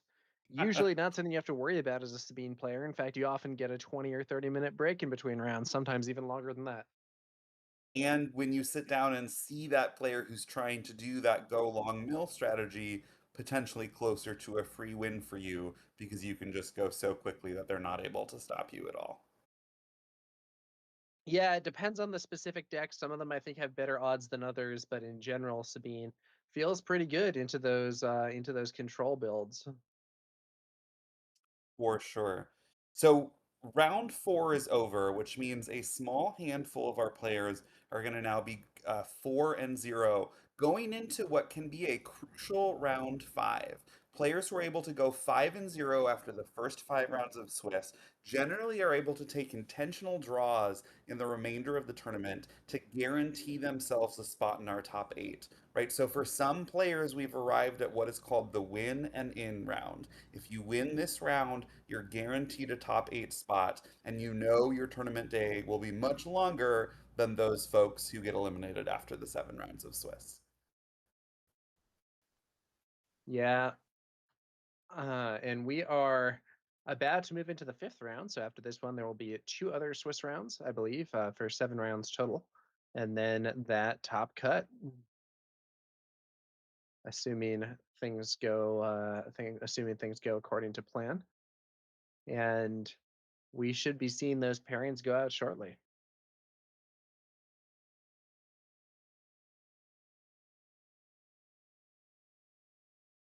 But as you can see from the crowd camera here, I think the audience or the players are still waiting on that. It's often very obvious on the crowd cam what's going on, because once the pairings go up, there's often a flurry of movement as people go to their tables. And Tower, I've taken a look at the Melee standings here. They've been updated for the end of round four. Of the 97 players in the tournament, we are now down to five undefeated players, which means as many as three or just two of our top eight spots are likely to be locked after this round. Right below them, still in strong contention for one of those top eight spots, we have two players who are 3-0-1. After those seven players, our 5-4-0s and our 2-3-0-1s, we have a large number of players who are 3-1, sort of stuck in the throes of jostling for what's going to be those last 4 or 5 top eight spots after the first few get locked down by our undefeated players. Yeah, it should be interesting to see just how this goes. The tournament structure is one of those things that I think people can have some familiarity with from other games, but there can be some differences as well. I know there's been quite a bit of dispute about intentional draws being allowed and concessions and various other things. But as someone who's played a lot of card games, the fundamental concept of Swiss pairings for several rounds cut to top eight is something that exists in a lot of different games at this point. A pretty classic structure for sure, an exciting one in that it makes sure you pair off against opponents with similar records to you throughout the duration of the tournament. Can make the whole day feel like a little bit of a fun adventure. Yeah, tournaments can be a lot of fun, and there is that hustle and bustle on the crowd cam that I was mentioning earlier. I believe the players are going to take their seats, and that means we should have this fifth round of Swiss play up for you guys shortly.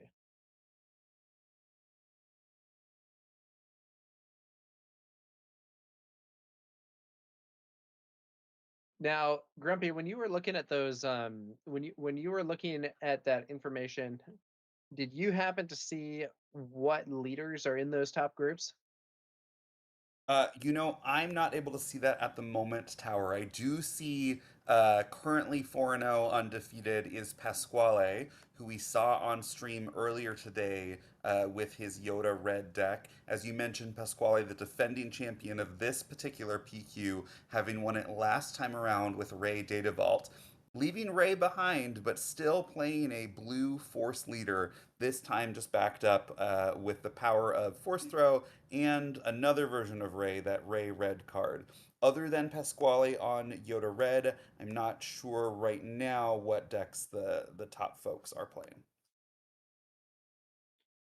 Yeah, and Yoda, very interesting leader. For a while we were seeing people working on these kind of combo decks with the Endless Legions combo. I played that deck a bit myself, and for me it was too slow, but really did feel good to hit the combo though on those games where you could get it.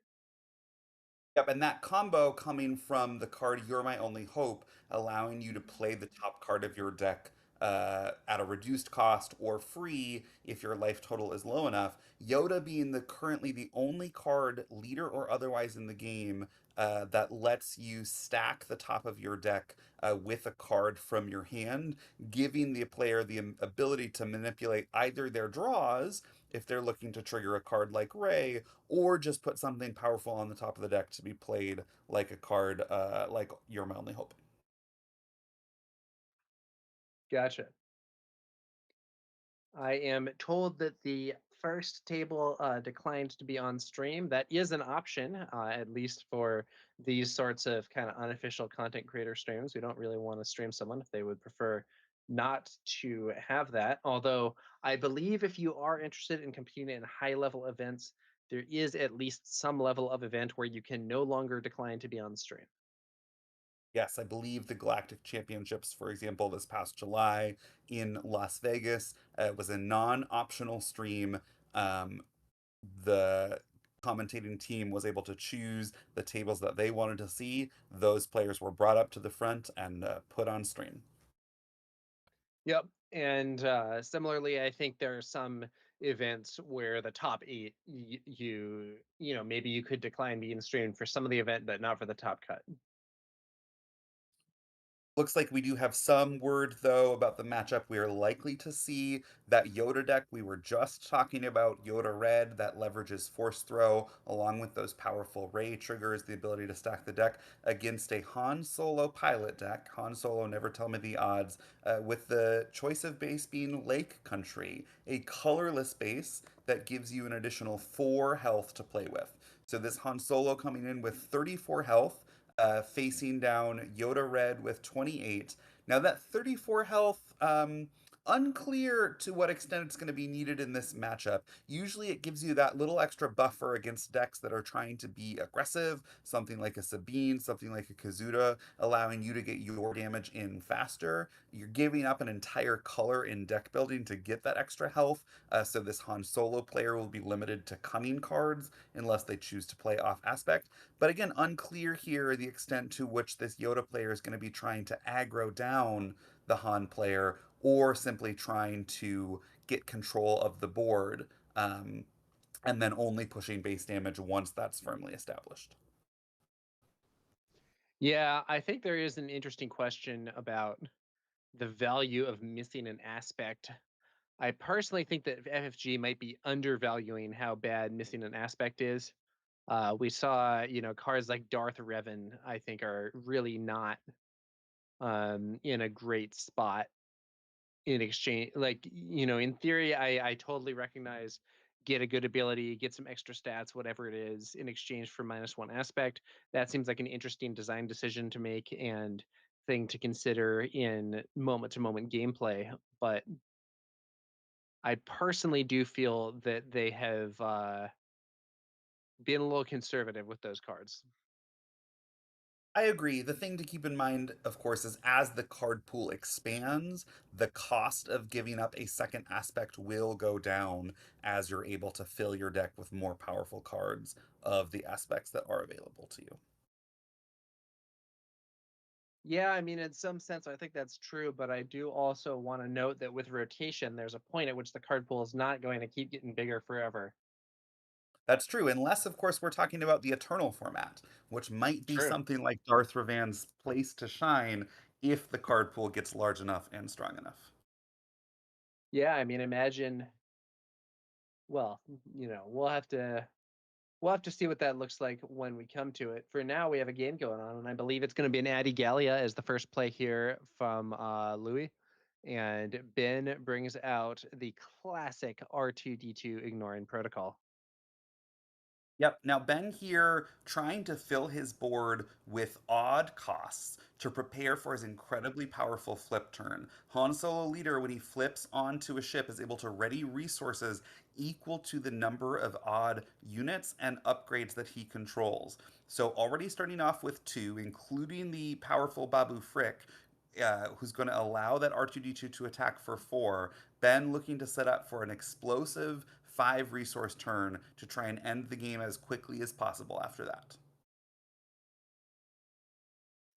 Yeah, Babu Frick, we were discussing earlier people using that in a Sabine deck, but in this case, Babu Frick's making an appearance in an odd numbers Han.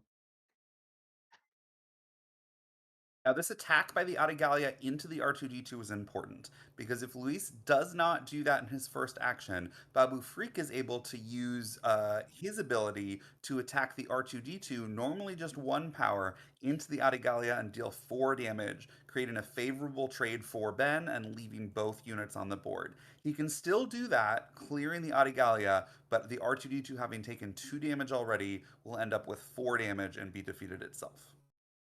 Yep, very good point.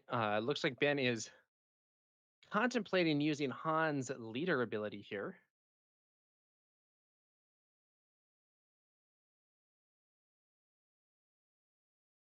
There we have it. He does flip over another 1 cost. Hmm. Potentially A trying to little odd. use that buff on the Babu Frick to give it 2 attack power, which would have let the Babu Frick clear the Adigalia, still leaving Ben. Oh no, I'm so sorry. I was No, it thinking the wouldn't Adigalia had clear though. 2. Would have only done 2, would not have cleared. Yeah, not entirely sure why Babu Frick's ability was not used there. That seemed like an underwhelming play to me. Yeah, that choice then left the door open for Luis to use Force Throw, having that Adigalia as a force unit on the board.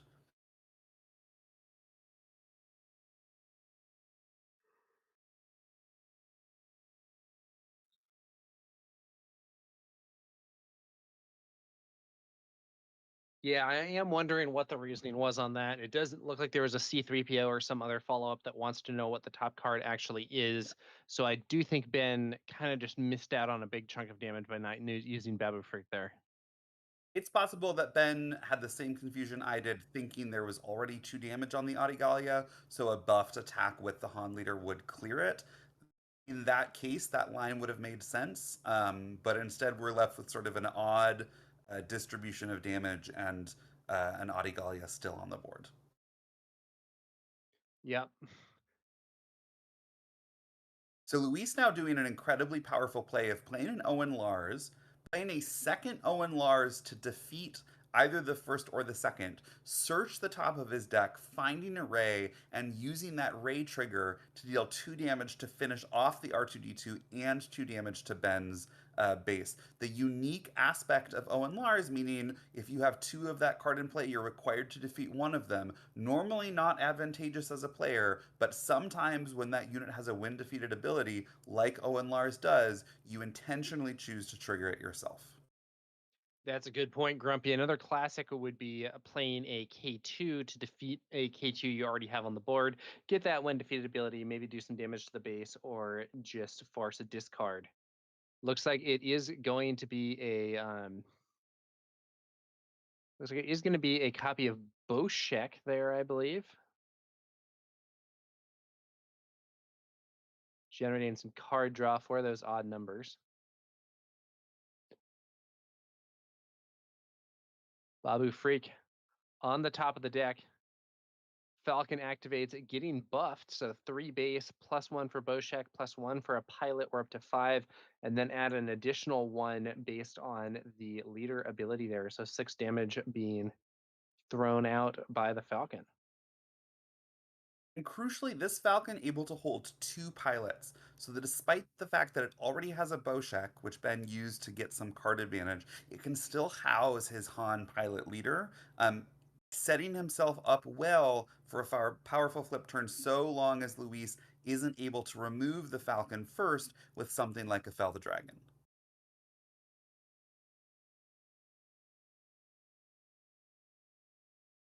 A lot of smaller ground units there for Lewis against one big buffed Falcon on Ben's side of the table. Yep. Unsurprising given the way that the power of the card game has developed. These force decks having very powerful ground oriented turns, and these space pilot leaders emerging in response to create incredibly powerful space threats that can end the game quickly and say, I'm just going to dodge the force lane, the ground lane altogether. This Han deck having a little bit more ground presence than many of the space decks we see. We saw the droids, we saw the Babu Frick, Um, but still been able to present a strong space threat in the form of this piloted Millennium Falcon. Yeah, and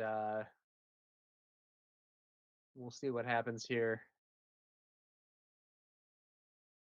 Chat, someone suggesting that Yoda's ability was used incorrectly on one of the previous turns. My apologies if so. I did miss that. Um, let's see here. Pilot Han, but being played as a unit here to ambush and defeat Owen Lars. That is going to lead to another Owen Lars trigger.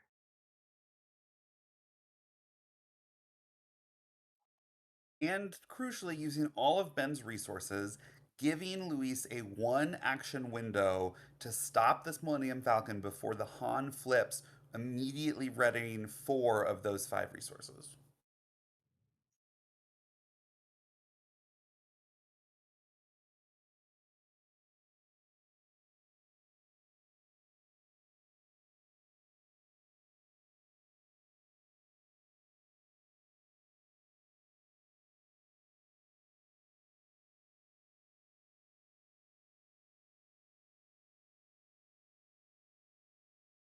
Let's see what's happening here. So here's the Han flip. C3PO. Yeah, is there going to be some counter here from Lewis? I don't know. That's a lot of damage on that Falcon that can, or rather, a lot of damage coming from that Falcon. Yep. Additionally, 10 health on that Falcon. This 2 damage from the Ray trigger will bring the Falcon down to 8. Something like a second Ray trigger plus potentially a Luke played from hand if a unit has been defeated will be enough to do the 10. But short of a Rival's Fall, I don't know if Luis is going to be able to stop this Falcon quickly enough. Or here we go, a self force throw to deal 7 more damage, bringing it to 9. Falcon's still trucking along and able to potentially swing again unless Luis has something to finish the job. Yeah, Lewis here might have to put together a lot of different cards in order to fix this situation with the Millennium Falcon, but maybe he has them. If not, though, that's going to be another powerful swing from Ben on the next turn, most likely. Ben has put most of his eggs in this basket. If Luis can clear this piloted Falcon, which he does now with an open fire, right? Ben all of a sudden has a much more difficult time dealing that last 13 damage to Luis's base. Yeah, that Falcon absorbed a lot of punishment, but was ultimately removed. And now we'll see what happens next here. Luis Babu still Frick one on the turn field away again. one turn away from that crucial Yoda flip, which is going to let him regain some board control and start bringing in some restore. Until that happens, he's going to be on the back foot, trying just to stay alive while Ben tries to close out this game either this turn or hopefully as soon as possible next action phase.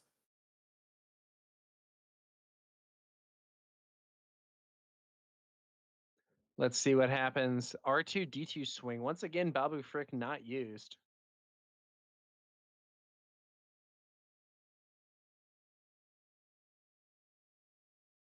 Now, what do we have there? This is I a think that turret, is I a believe. Chirrut. Yeah. Putting up a pretty strong wall against Ben's force of ground invaders. Neither Han nor the Babu Frick able to get through. This 6 power Plo Koon ambushing in, but with the ability that Chirrut has to give the attacker -2, -0, Chirrut surviving to take another hit from another unit.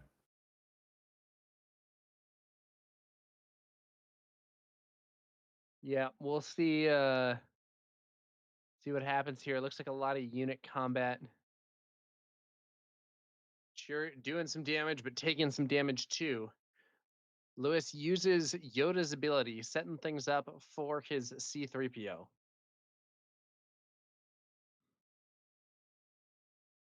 Luis down to 11 health on base. If Ben claims, He'll be able to start off with a 6 damage attack from this Plo Koon, bringing Luis just down to 5, except for this Ray trigger is going to finish off the Han, taking Coordinate away from Ben and bringing the Plo Koon down just to 3 power.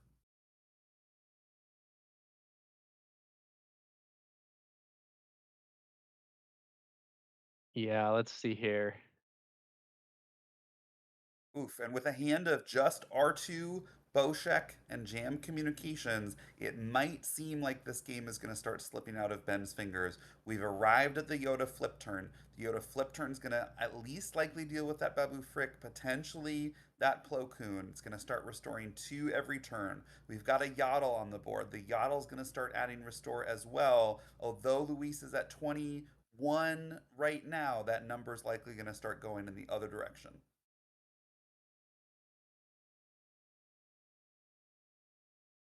Yeah, Babu Frick is synergistic with some situations, but being alone against the opponent is not one of them. He really needs droid units to enable that ability.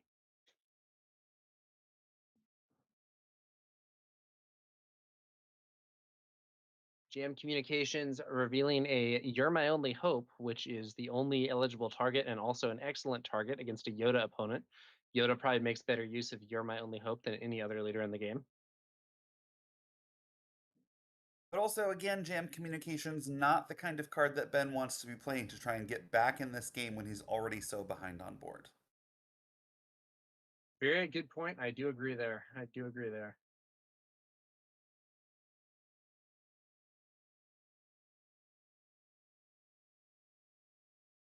And as we were saying at the start of the game, right, the question was, is this 4 extra health from the Lake Country base going to be enough to give this Han an advantage? And it seems like in this matchup, right, where Han really wants to be the aggressor, the 4 HP is largely irrelevant, and potentially that lack of an additional aspect hurting the Han deck more than the 4 HP has been helpful.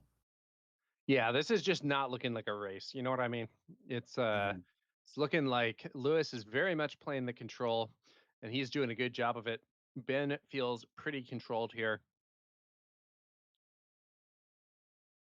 And with We will that, our life see totals what happens. are much closer to equalized, but Luis with an incredibly dominant board, facing down just a single R2D2 on the side of the Han Solo.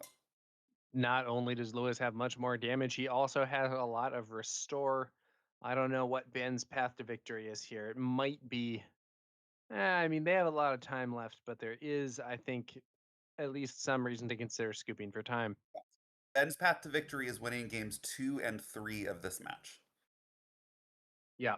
And so we see Sanctioner Shuttle played with no coordinate. Not the most effective card in the world. Yoda swings, getting some healing. Ben is going to play a Boshek onto that shuttle and draw some cards.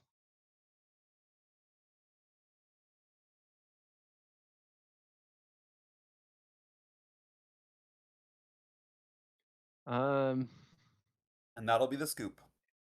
yeah, we're packing this one up. I think Ben ran out of gas. Lewis had control of the board, and we're going to be moving towards game 2 here. Grumpy, if you're Ben, what do you want to try and make this next round go better?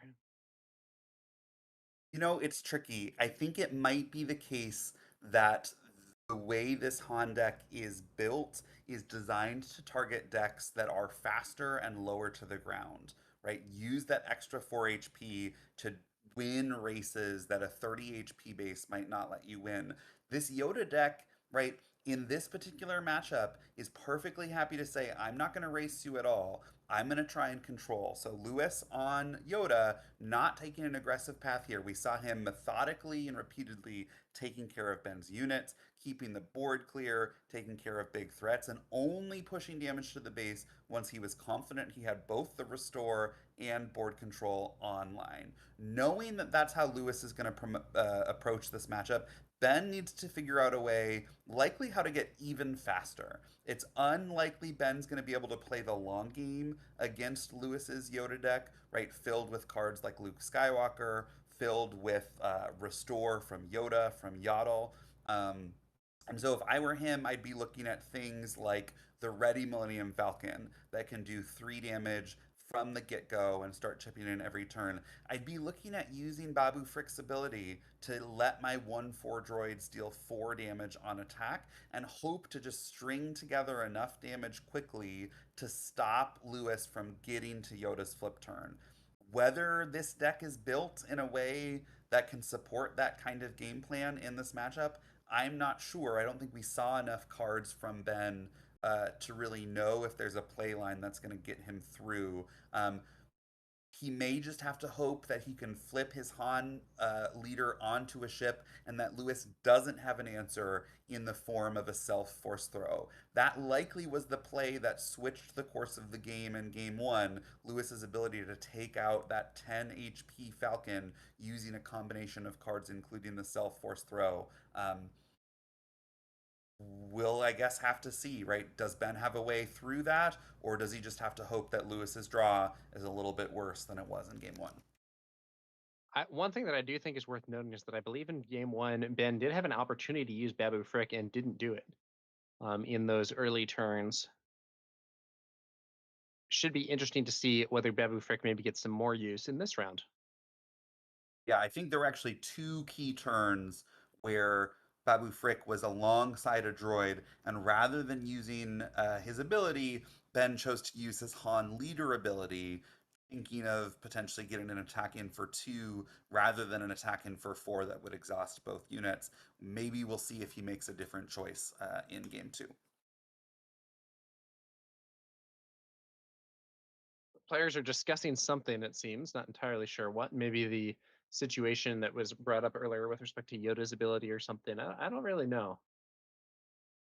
And Ben asking to see the text of Yoda's unit side, uh, wanting to have a full understanding of what it does going into this game too. Yeah, makes sense.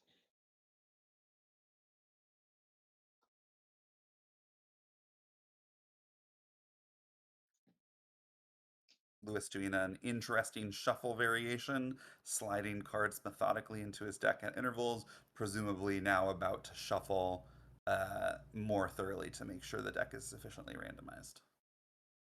Yep.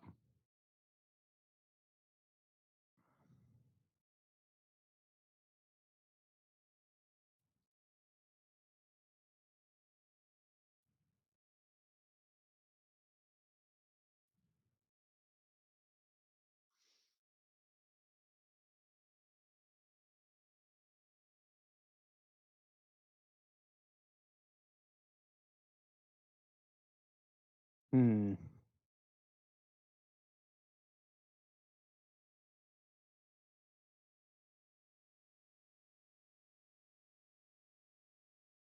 Let's see here.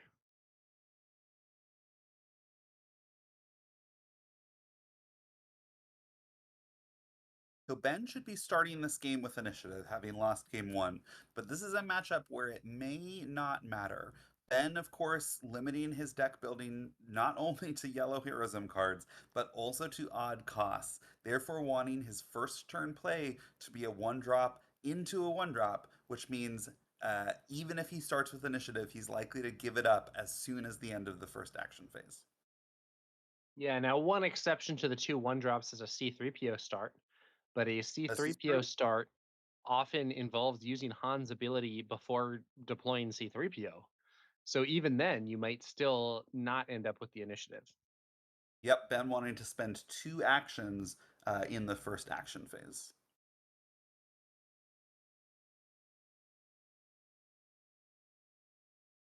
Although it looks like with the hand that he's drawn, uh, after his mulligan, he might be limited to a single 1-drop. That Republic Y-Wing, the 1 3 for 1, not the kind of aggressive start he's going to want to try and get this Yoda to 28 before Lewis can stabilize. Yeah, it's not where you want to be.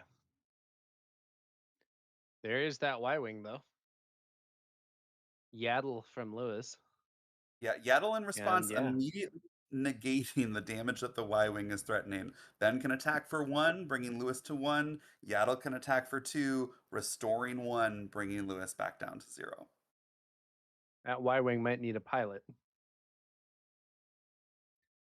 A Han's pilot or a ability boost? used, but unfortunately it is another 1 cost, so no real effect. Swings in for 1, and like you said, Grumpy Yaddle removes that damage right away.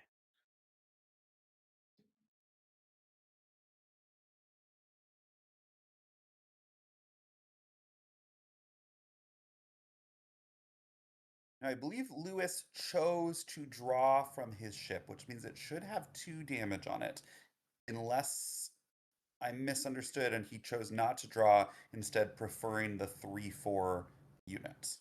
Either way, it doesn't matter. Sanctioner shuttle coming down to capture it and leave the space arena clear.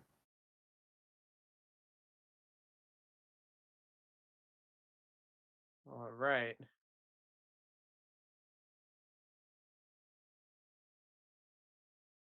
I wonder about this choice to target your opponent with Force Throw, knowing that their deck is full of low cost cards. Doesn't feel great to discard your own card to clear it, but he's able to follow it up with what I think is a grenade strike, um, which lets him clear the Sanctioner shuttle regardless, preserving that card advantage and bringing his Red Squadron X-Wing back to the field. Could be worse. Could be a lot worse. Yeah, a bit of a sluggish start here from the Han. Going into that 5 resource turn, 3 damage on Lewis's base. He's going to try and make maximum use of his resources, ideally spending 8 or 9 this turn. But to do so, needs to make sure that he has a ship available to take a pilot.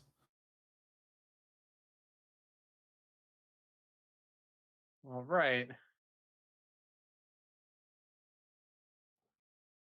Little Y-Wing that could is still on the board there, and the Falcon losing an upgrade to a disabling Fang Fighter. That Boshek off the board. But importantly, leaving Ben open now to flip his Han pilot leader, ready some resources, and leaving Lewis likely without a way to clear that piloted leadership easily, unless he's holding on to something like another force throw with a high cost unit in hand.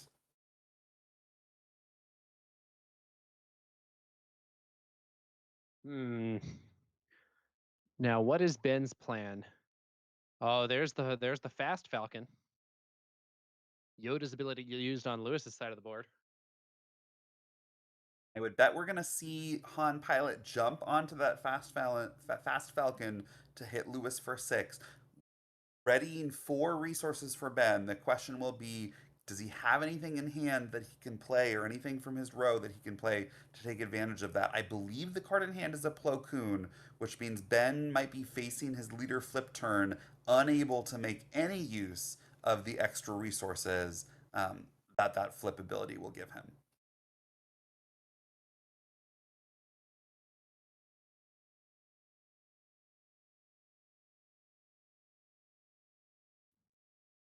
Yeah, it looks like it's just a standard swing there with the fast Falcon clearing a disabling Fang Fighter.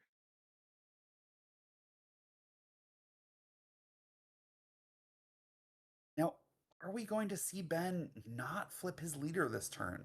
He chose to attack with the Falcon, no leader flip. Looks like he's choosing to attack with the Y-Wing, no leader flip. I would be surprised if we see Han Solo flip to the ground. It might be that Ben... Oh, interesting. Flipping onto the Falcon that's already attacked. Not quite sure. Does he have a tech in It the says row that he can play resources. for 4? He doesn't play anything. Guess I'm not quite sure what Ben is thinking navigating that turn. Didn't get the 3 damage in from the Han leader attack. Didn't get to take advantage of the resources that it readied. Is now left with a significant ship, right? That Millennium Falcon having 7 power and 8 health. But Lewis's base only at 3 damage.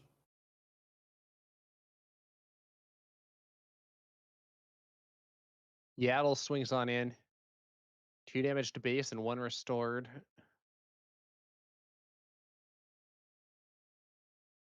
Ben thinking about his next play. There's the swing with that Falcon. Yep. The It's a big first chunk of of damage.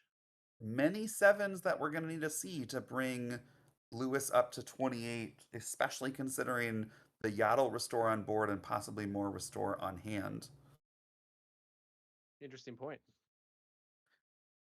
Owen Lars tripling Lewis's ability to restore, now up to 3 every turn. Not to mention the 2 that we're going to be facing down as soon as next turn when that Yoda leader flips and becomes active. Yeah, that does seem like it could be a bit of a problem here. There are some kind of unassuming cards here on Lewis's side of the board, but they can generate a lot of value over time if left unchecked. Yeah. That never tell me the odds removing the Yaddle, so clearing one source of restore, but not adding any offensive power to Ben's side of the board. And this Poe Dameron coming down, now threatening to delete the Han pilot leader on the Millennium Falcon using his discard ability.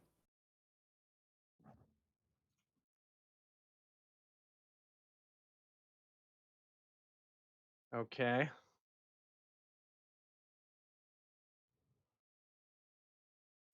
It's an odd one here. The damage is just not really adding up that much. Not on either player's base, really.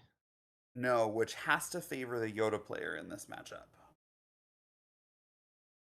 I think you're right. Generally, the game slowing down is good for the deck that has the stronger end game and the deck that wants things to move towards the late game, which I believe is going to be Yoda. We could talk about a different scenario if we were having,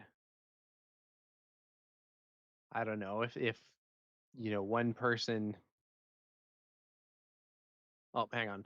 We got a disabling Fang Fighter here. It is going to defeat Pilot Han. Ouch. Yeah, Ben taking the important action of ambushing Poe Dameron with a Plo Koon, saving his pilot Han from that Poe Dameron attack, and Lewis saying it doesn't matter. I have a second source of upgrade removal. I'm going to play this disabling Fang Fighter to delete your leader anyway. Crucially, now leaving that Millennium Falcon to be, well, there is now a new pilot on it in the form of that R2D2, not a leader unit, which means this Yoda flip is going to be able to likely take it down, leaving Ben with just that Republic Y Wing on his side of the board. Not looking good for Ben. I think he just hasn't done the type of damage that he needs to get through this Yoda build. And yeah, Falcon off the board. That Republic Y Wing, only thing still standing on Ben's side. It was his first play, and it is now his last unit remaining. Further, it's actually poised to be removed too. A swing from that Fang Fighter would clear it out, leaving the I Fang Fighter don't still know. alive. I don't know if Lewis at this point cares enough about the 1 damage. It seems like he turned the corner and is ready now to just bring this game to a close by pushing damage to Ben's base. Yeah, you might have to worry a bit about the potential enabling of a pilot card. I think we are maybe about to see a Boshek on there, which will generate some card draw from Ben, if so. Um, but yeah, I mean, the opponent has a Y-wing swinging for 1 damage per turn, and Lewis has 4 restore per turn plus way more than 1 damage. Might well not be worth an action. Make that 7 restore on the board for Lewis as he plays this Luke Skywalker to not finish the Republic Y Wing, but leave it with 0 power for the rest of this action phase. Yeah, just the -3/-3, not the -6/-6. But that does set it up to be cleared by the Fang Fighter if need be, although we'll see what happens here. Yep, Fang Fighter indeed going to go ahead and clear that. Yeah, the challenge being with this Lake Country build, once we've arrived at this phase of the game, is I just don't think there's anything in Ben's deck that's going to be able to deal with a 9 health Yoda leader unit And short of something like a waylay, there's going to be nothing that's going to be able to take this Luke Skywalker restore 3/6 power off the board. So Ben now might be able to delay the game a little bit, right? Potentially slow Lewis down by a turn, but it's unlikely there's anything he can draw that's going to now help him regain control and bring the game back in his favor.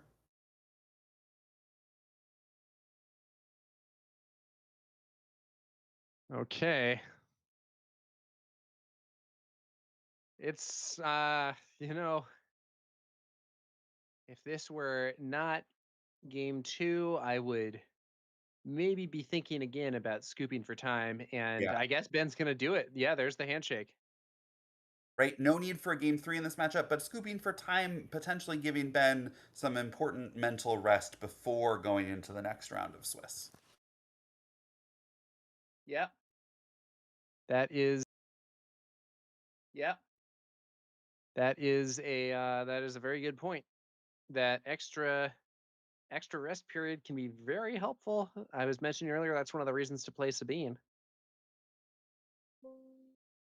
But looks like that match is coming to a close. Ultimately, that Han deck just was not really able to push damage fast enough to deal with Yoda.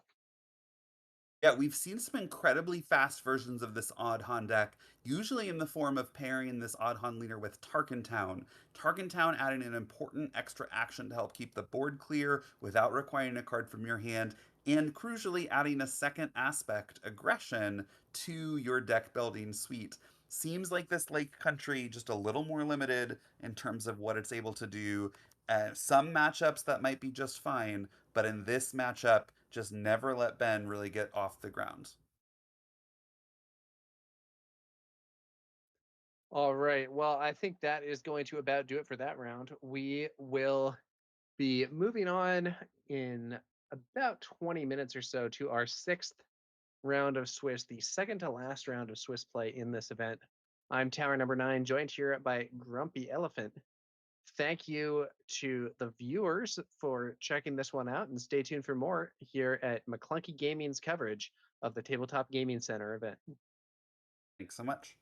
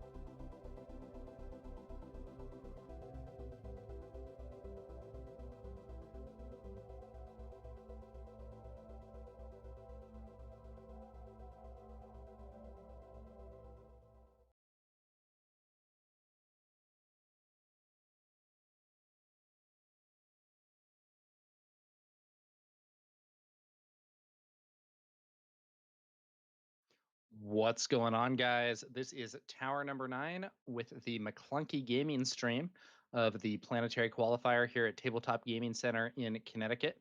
Thank you to Grumpy Elephant, who is joining me for these last few rounds. And let's welcome Josh back to the stream. Uh, he was originally going to be there, had some technical difficulties, but has managed to push through and is with us now. So welcome, Josh, from Next Gen Gaming SC. Hey, Tower, thank you so much. It's good to finally be able to do some casting with you today. It was a real interesting set of circumstances, right? Because, I know Tim and Claire were dealing with some internet issues on site, and then very close to them figuring out the internet issues, jumping over to the hotspot, getting the stream working. My internet completely went down, so it's been quite a day. But I'm super glad to be here and excited to see how this tournament concludes. Yeah, absolutely, Josh. So we have just finished the 5th round of Swiss play, I believe, and we're about to have the 6th, second to last Swiss round. Then there will be one more round of Swiss, followed by that top 8. So I think the players are moving to their seats, as we can see from the burst of activity there in the crowd cam. So we should be bringing you that next round of Swiss shortly. Yeah, absolutely. Super excited. Looks like going into round 6, we have 3 undefeated players, and it's 3 different decks. We have Han 2 Blue Force, Kylo Tarkentown, and Darth Vader, Pilot Vader Yellow. So those are our 3 undefeated decks right now.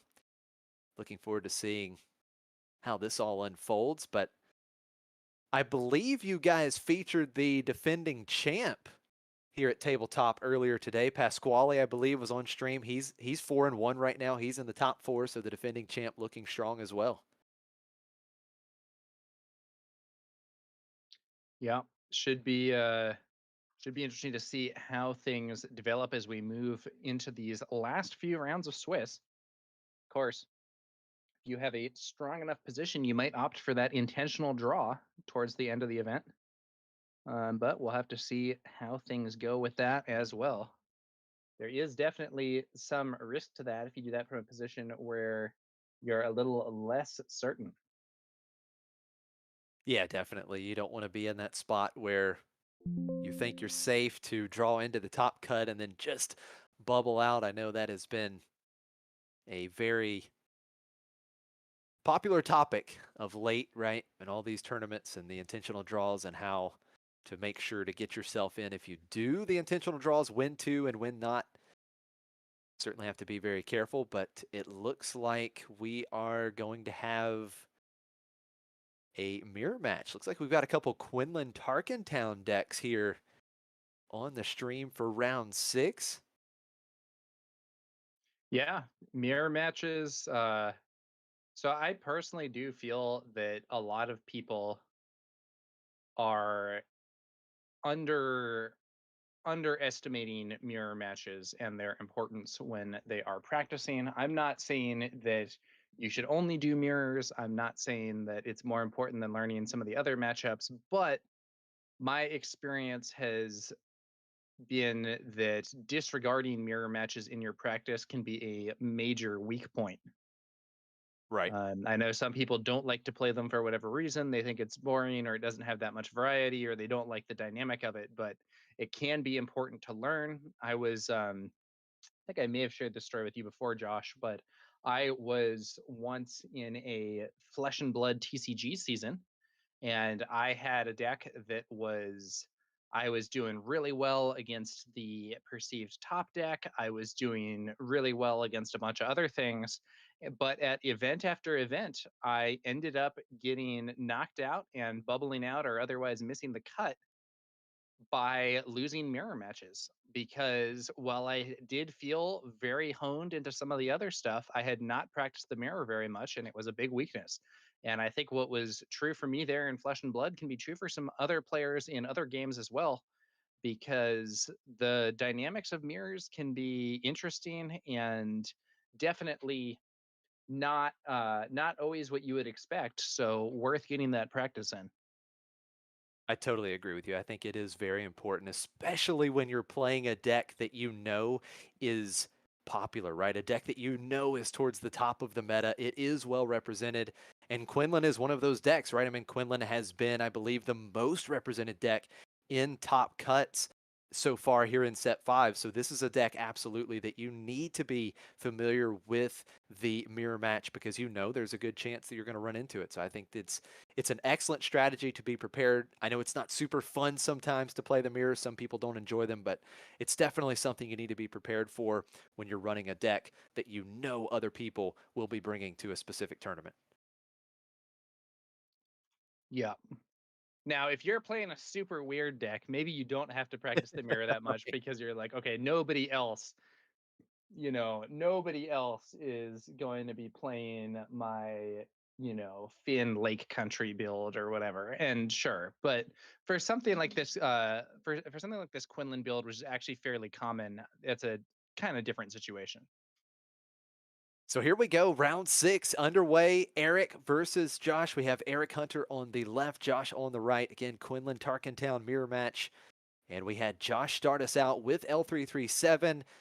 Eric following up with his own L337, using that Quinlan ping to remove the shield token. Now we see a follow-up 2-cost unit for Josh, the Sabine Wren unit. And Quinlan ping removing L3's shield token on Eric's side. Sabine ran Explosives Artist, kind of a classic unit. Came out in the game's very first set, Spark of Rebellion, and has been an extremely strong unit for aggression heroism decks ever since. So now we do see the trade L3 for L3. This is going to be one of those matches where there is going to be so much back and forth early to try and gain a foothold on the board. It's what you're going to have to do. Now we do see red 5 coming out for Eric. And that red 5 is so good in Quinlan, right, Tower? Because you get those Quinlan pings, and then the on attack ability from red 5, you can deal 2 damage to a damaged unit. So that damage can really start to add up. Yeah, I do think that Eric came out a bit ahead after that turn, simply because Josh developed a 2-cost unit while Eric developed a 3-cost unit, and the powerful red 5. You could look at red 5 and Sabine Explosives Artist and be like, both of these do 3 damage on attack. The situation is broadly even, but red 5 is tougher, and like you said, Josh, that on attack ability synergizes very well. Absolutely. We do see the Ahsoka Tano coming out for Josh. Eric discarding Force Throw here. And because Eric discarded a non-unit card, that red 5 will not get exhausted. And now look at this. Eric has his own Ahsoka Tano. So now Josh will have to discard a card, and it looks like he may have to discard a unit. He's going to discard his own red 5, it looks like, and that is going to exhaust the Sabine Explosive Artist. So very strong play here for Eric. Yeah, and there's that red 5 on attack ability, like you were discussing, Josh, throwing more damage on Ahsoka. Although, interestingly, it appears to me that Eric did not use the Tarkentown to follow that up and get Ahsoka off the board, so Josh might get a chance to swing with her here. Yeah, that is a really good point. Josh was able to get the initiative. You know, Josh could go for a line, potentially something like a hot shot blaster onto that Ahsoka just to trade potentially with Eric's Ahsoka. That is certainly an option. I'm wondering if Eric is just thinking, you know what, I don't need to use my Tarkentown here, I'm going to save it. All I Right. need to do is attack with red 5 again. And so it looks like Josh is just going to attack into Ahsoka. Josh's Ahsoka unit defeated. Eric's Ahsoka 2 HP remaining. And now Eric, seeing the writing on the wall with his Ahsoka, will get in for 3. So that's 6 damage on Josh's base. That damage is adding up for Josh here. Yeah, And absolutely. Tarkentown used on Josh's side of the board to clear Ahsoka.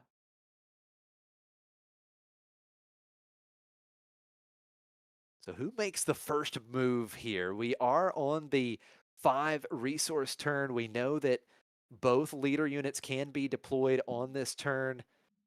Both players maybe just trying to wait and see what their opponent does. We are going to see Adi Galea coming out. Quinlan triggered ability for Eric. 1 damage to the Sabine unit. Yeah, and that's going to open up a potential Tarkentown or Red 5 play to clear that Sabine. I feel like for Josh, if we don't see a swing from Sabine, I think she's not going to stay on the field. Yeah, I totally agree with you. That red 5 is set up beautifully right now with the on attack ability. Sabine could be defeated. So we'll see what Josh has in response. And it looks like it's just attack with Sabine before it's too late, getting the first damage on Eric's base of this game 1 in round 6. Red 5 could throw 3 more damage onto that base while also using the on attack ability to defeat Sabine Explosives Artist, potentially a valuable play. And it looks like that's what Eric's going to do. Great value from Red 5 early in this game for Eric. That on attack ability has triggered a couple times already. We do see Josh making that first move with the leader deployment, Quinlan coming out, and Eric is going to follow suit, deploying Quinlan as well. So both leader units deployed. Now, what does Josh have here in response? And it looks like it's going to be force throw. So the first force throw of this game 1 being played. Yeah, we did see that one discarded to Ahsoka Tano on Eric's side, but this is the first one actually being played for its effect. And it looks like I think Josh has targeted Eric, and he was just adding the 1 damage to his base from Adiglia. 3 damage looks like it's going to be a red, going to be another red 5, and now Eric force throws Oh, Josh right wow. back. How about this back and forth force throws? And I'm not surprised at all to see this. We are going to see quite a bit of force throws in this match. You know good and well there's got to be 6 force throws between these two decks. It is going to be another copy of Sabine discarded for Josh. So that will be 2 damage to Quinlan. And now Quinlan is going to get in for some damage, putting Eric's base up to 6. But Eric is going to continue to push his advantage. He still has the lead. Another 3 damage to Josh's base. 13 damage on here. Josh will hold the initiative, but right now Eric has the advantage in the race and on board. That's going to be a big force throw. That is great. Back-to-back turns. Force throw for Josh. What does Eric discard here? And oh, look at this. It was Depa Balaba. So that is 6 damage onto Eric's Quinlan. But Red 5 just continuing to get that value. Another 3 damage to Josh's base. On attack trigger, 2 damage to Josh's Quinlan leader unit. And now we are going to see Plo Koon. Look at this. This is a great play. Plo Koon is going to ambush and defeat. It looks like the Quinlan leader unit. And then Josh's Quinlan leader, the triggered ability, 1 damage to Red 5. Red 5 defeated as well. Strong play to clean up Eric's board. Yeah, absolutely. Josh is far behind on when it comes to damage on base, but he's starting to get a bit of board control here. Yeah, Did Josh. did Eric run out of cards? Did we see, was that Depa Balaba the only card in Eric's hand, the one that was discarded by that force throw? You know, I think you may be right. That was such a timely force throw for Josh. Now, we do see L337 smuggled in here, but a very strong momentum swinging turn for Josh. Now, the one thing that Josh has to keep in mind is he is at 19 damage on base. So that L337 shielded up right now could certainly push through with a pump. Now, we are going to see Josh playing the Gorilla Soldier. So 3 indirect damage going to Eric's side.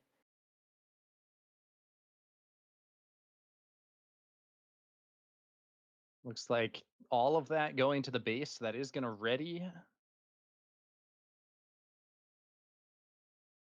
Yeah, it's such a strong Quinlan, play, readying the soldier. Look at this. There's the surprise strike. 5 damage to Josh's base. That's 24, just 1 HP remaining.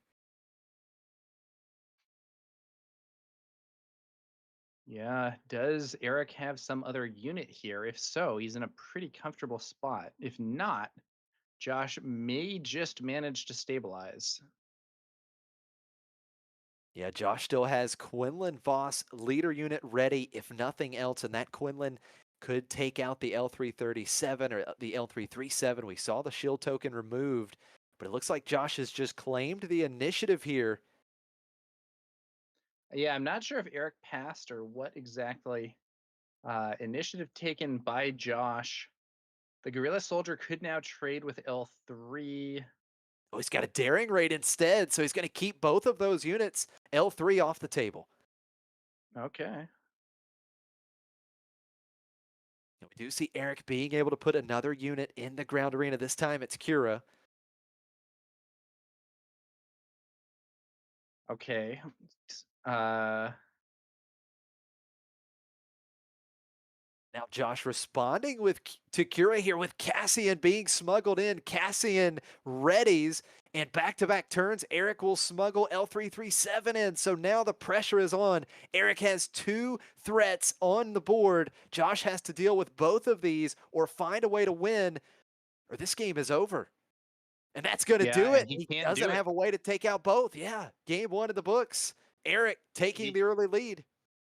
Josh could have had, he could have cleared the Kira with an attack from Cassian plus an attack from one of his other units, but it looks like he didn't have any way to remove the shield from L3 and deal enough damage while also clearing Kira. So at least one of those units was going to live and get a chance to swing into the base to close things out. Josh did take the initiative in the hopes of potentially drawing some out, although I'm not sure what it would have been. Didn't find it, and we're on to game 2. Yeah, strong start for Eric. And, you know, it really, I think a lot of that game boiled down to Red 5. Eric was able to get Red 5 down on turn 2, and it created so much value. It allowed Eric to deal efficiently with the Ahsoka, and then also that Sabine explosives artist. So I think Red 5 went a long way and gave Eric some big tempo in game 1. Yeah, I think you're absolutely right, Josh. You were talking about how Red 5's ability to deal 2 damage to a damaged unit on attack synergizes very much with Quinlan's ping, and I think we really saw that in play.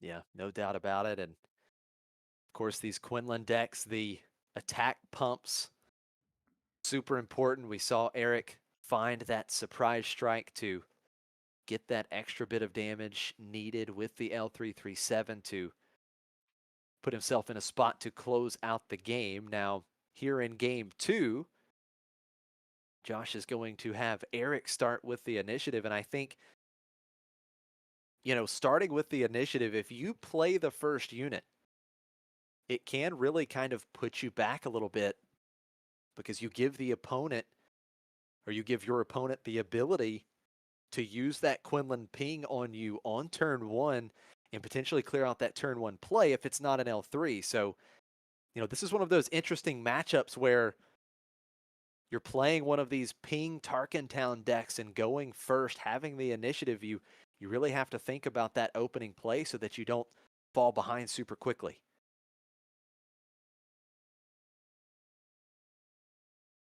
Yeah, we'll see what happens here.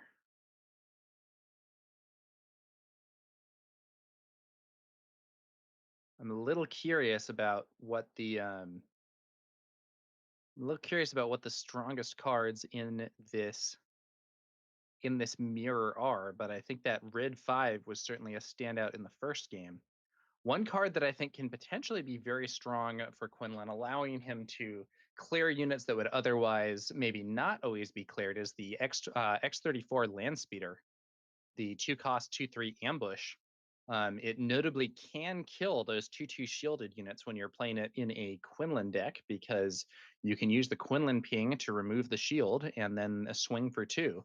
Would have been very useful for Josh against those L3s. Yeah, absolutely. I think we saw all 3 copies of L3 from Eric that game, actually, because he had one in the opening and then 2 others via smuggle.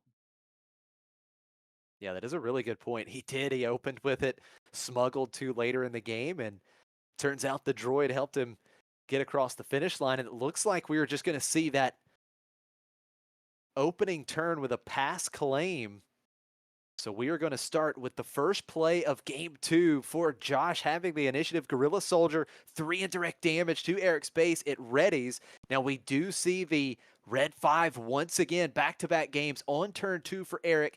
Quinlan triggered ability, 1 damage to the Gorilla Soldier, but Josh does have a pretty aggressive start here with 5 quick damage onto Eric's Tarkin Town.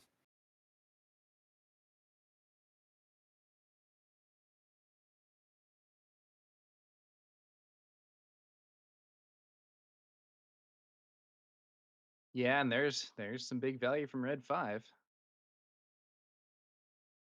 Yeah, once again, red 5, that on-attack ability just so good, taking out the Gorilla Soldier. But we do see Josh playing Millennium Falcon, the OG Spark of Rebellion Millennium Falcon. Quinlan triggered ability, 1 damage to red 5.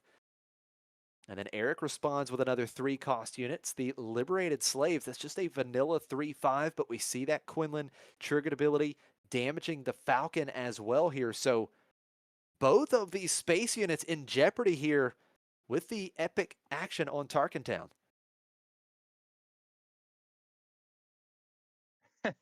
Yeah, both Tarkin Towns used very quickly there. There we go. Yeah, neither player wanting those space units to stick around. Red 5 and Millennium Falcon both disposed of with Tarkin Town. So moving on, turn 4, the turn now where both players can deploy Quinlan. Eric has the initiative, the only unit on board, the Liberated Slaves. And we are going to see 3 quick damage to Josh's base. Yeah, now some of the viewers are pointing out that the base had a probably incorrect 2 damage on. I believe it should have been 3 from the red 5. So now wait a minute here. There should be 6 total. I think there were 2 3 damage swings. So at first there Right, was yes. too little, and now there's too much. I think they're Right. fixing it. Yeah, they are. He just added 3 because he's like, red 3 hit for 3, but yeah, it was just Yeah, there 1 we go. extra damage. Yep, we got it right. Okay, so right now Eric has a more heavily damaged base, but also has those liberated slaves on the field.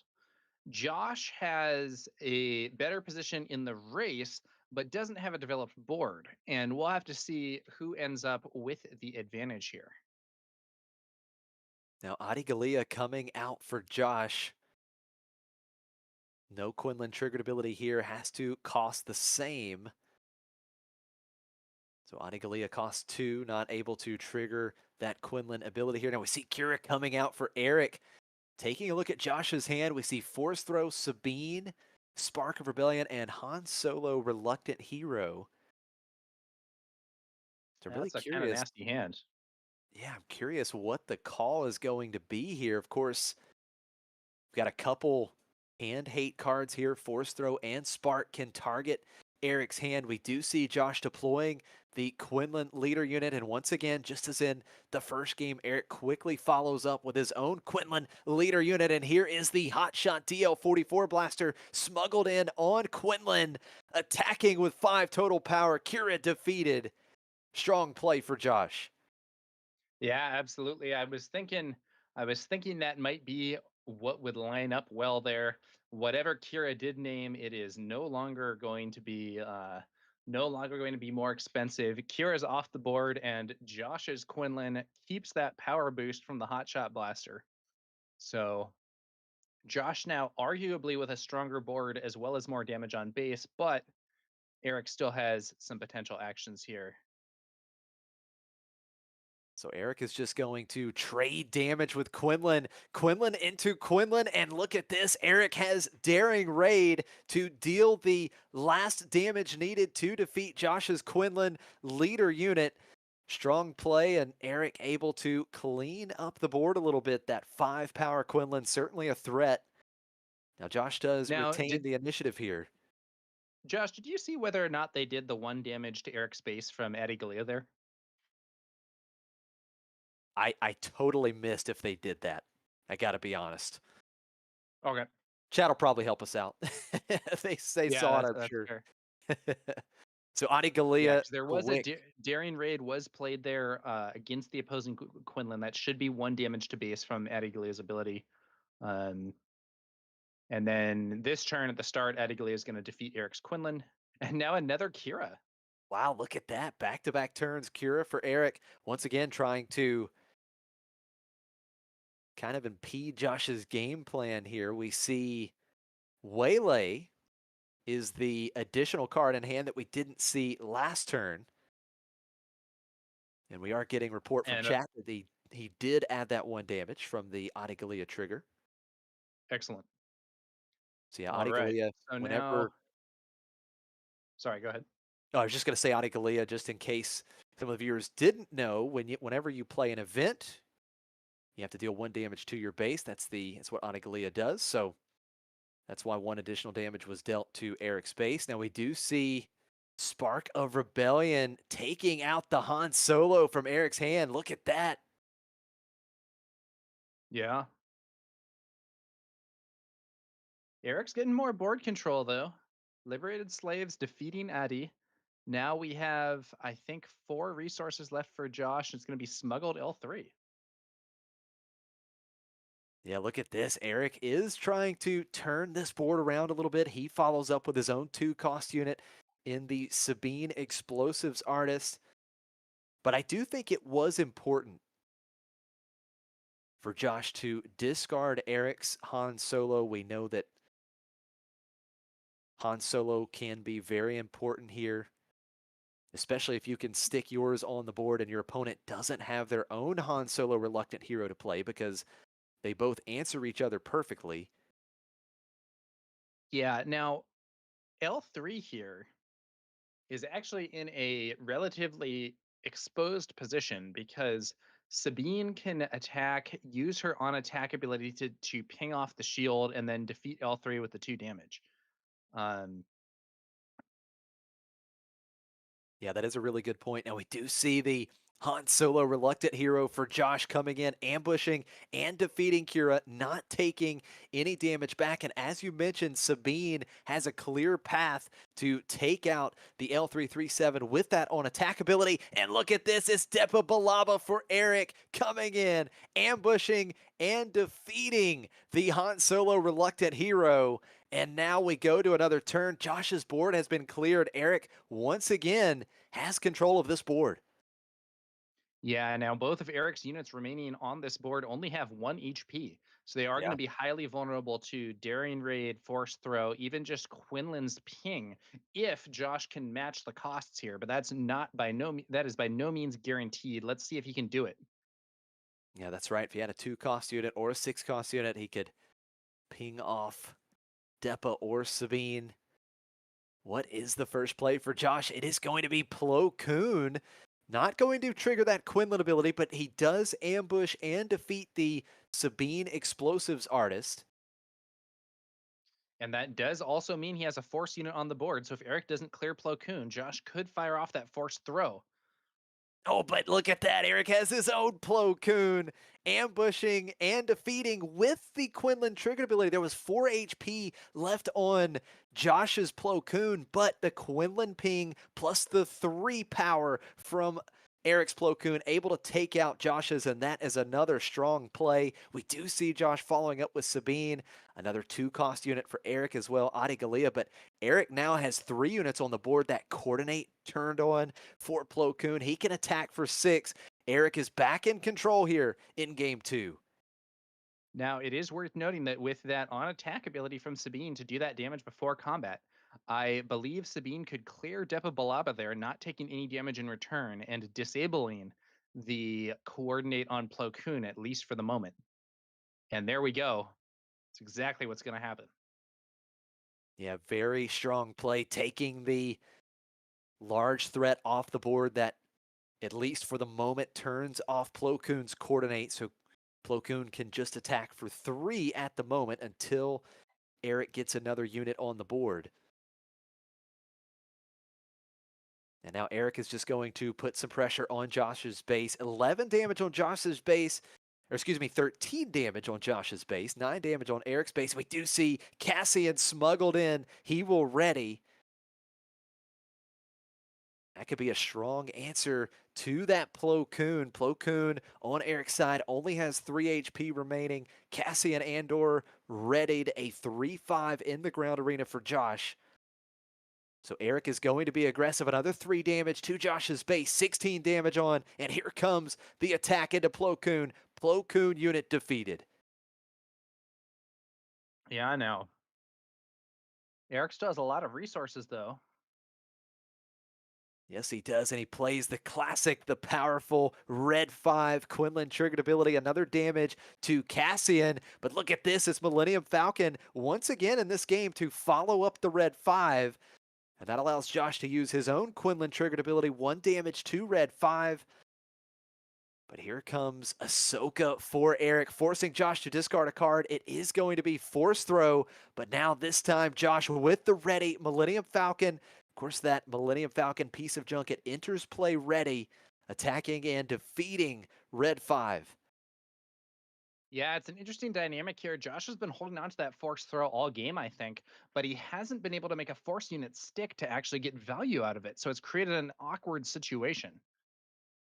Now look at this, a strong play for Eric. He smuggles Cassian into play. It readies. Quinlan triggered ability, 1 damage to Josh's Cassian Andor unit, and that is enough to defeat Cassian. So Eric, once again, another strong tempo play here. Josh is in trouble now. He only has 9 HP left on his base. Eric is very close to having lethal. A single trick would put him at lethal if Josh can't find some sort of answer. Now we do see the hot shot blaster smuggled in onto the Sabine unit, and it looks like it is all to base here. So that is a total of 5 damage to base. The on attack ability is 1 and 4 total power on Sabine with the hot shot DL44 blaster. And it looks like Eric is just going to play some board control here, cleaning up Sabine with Ahsoka.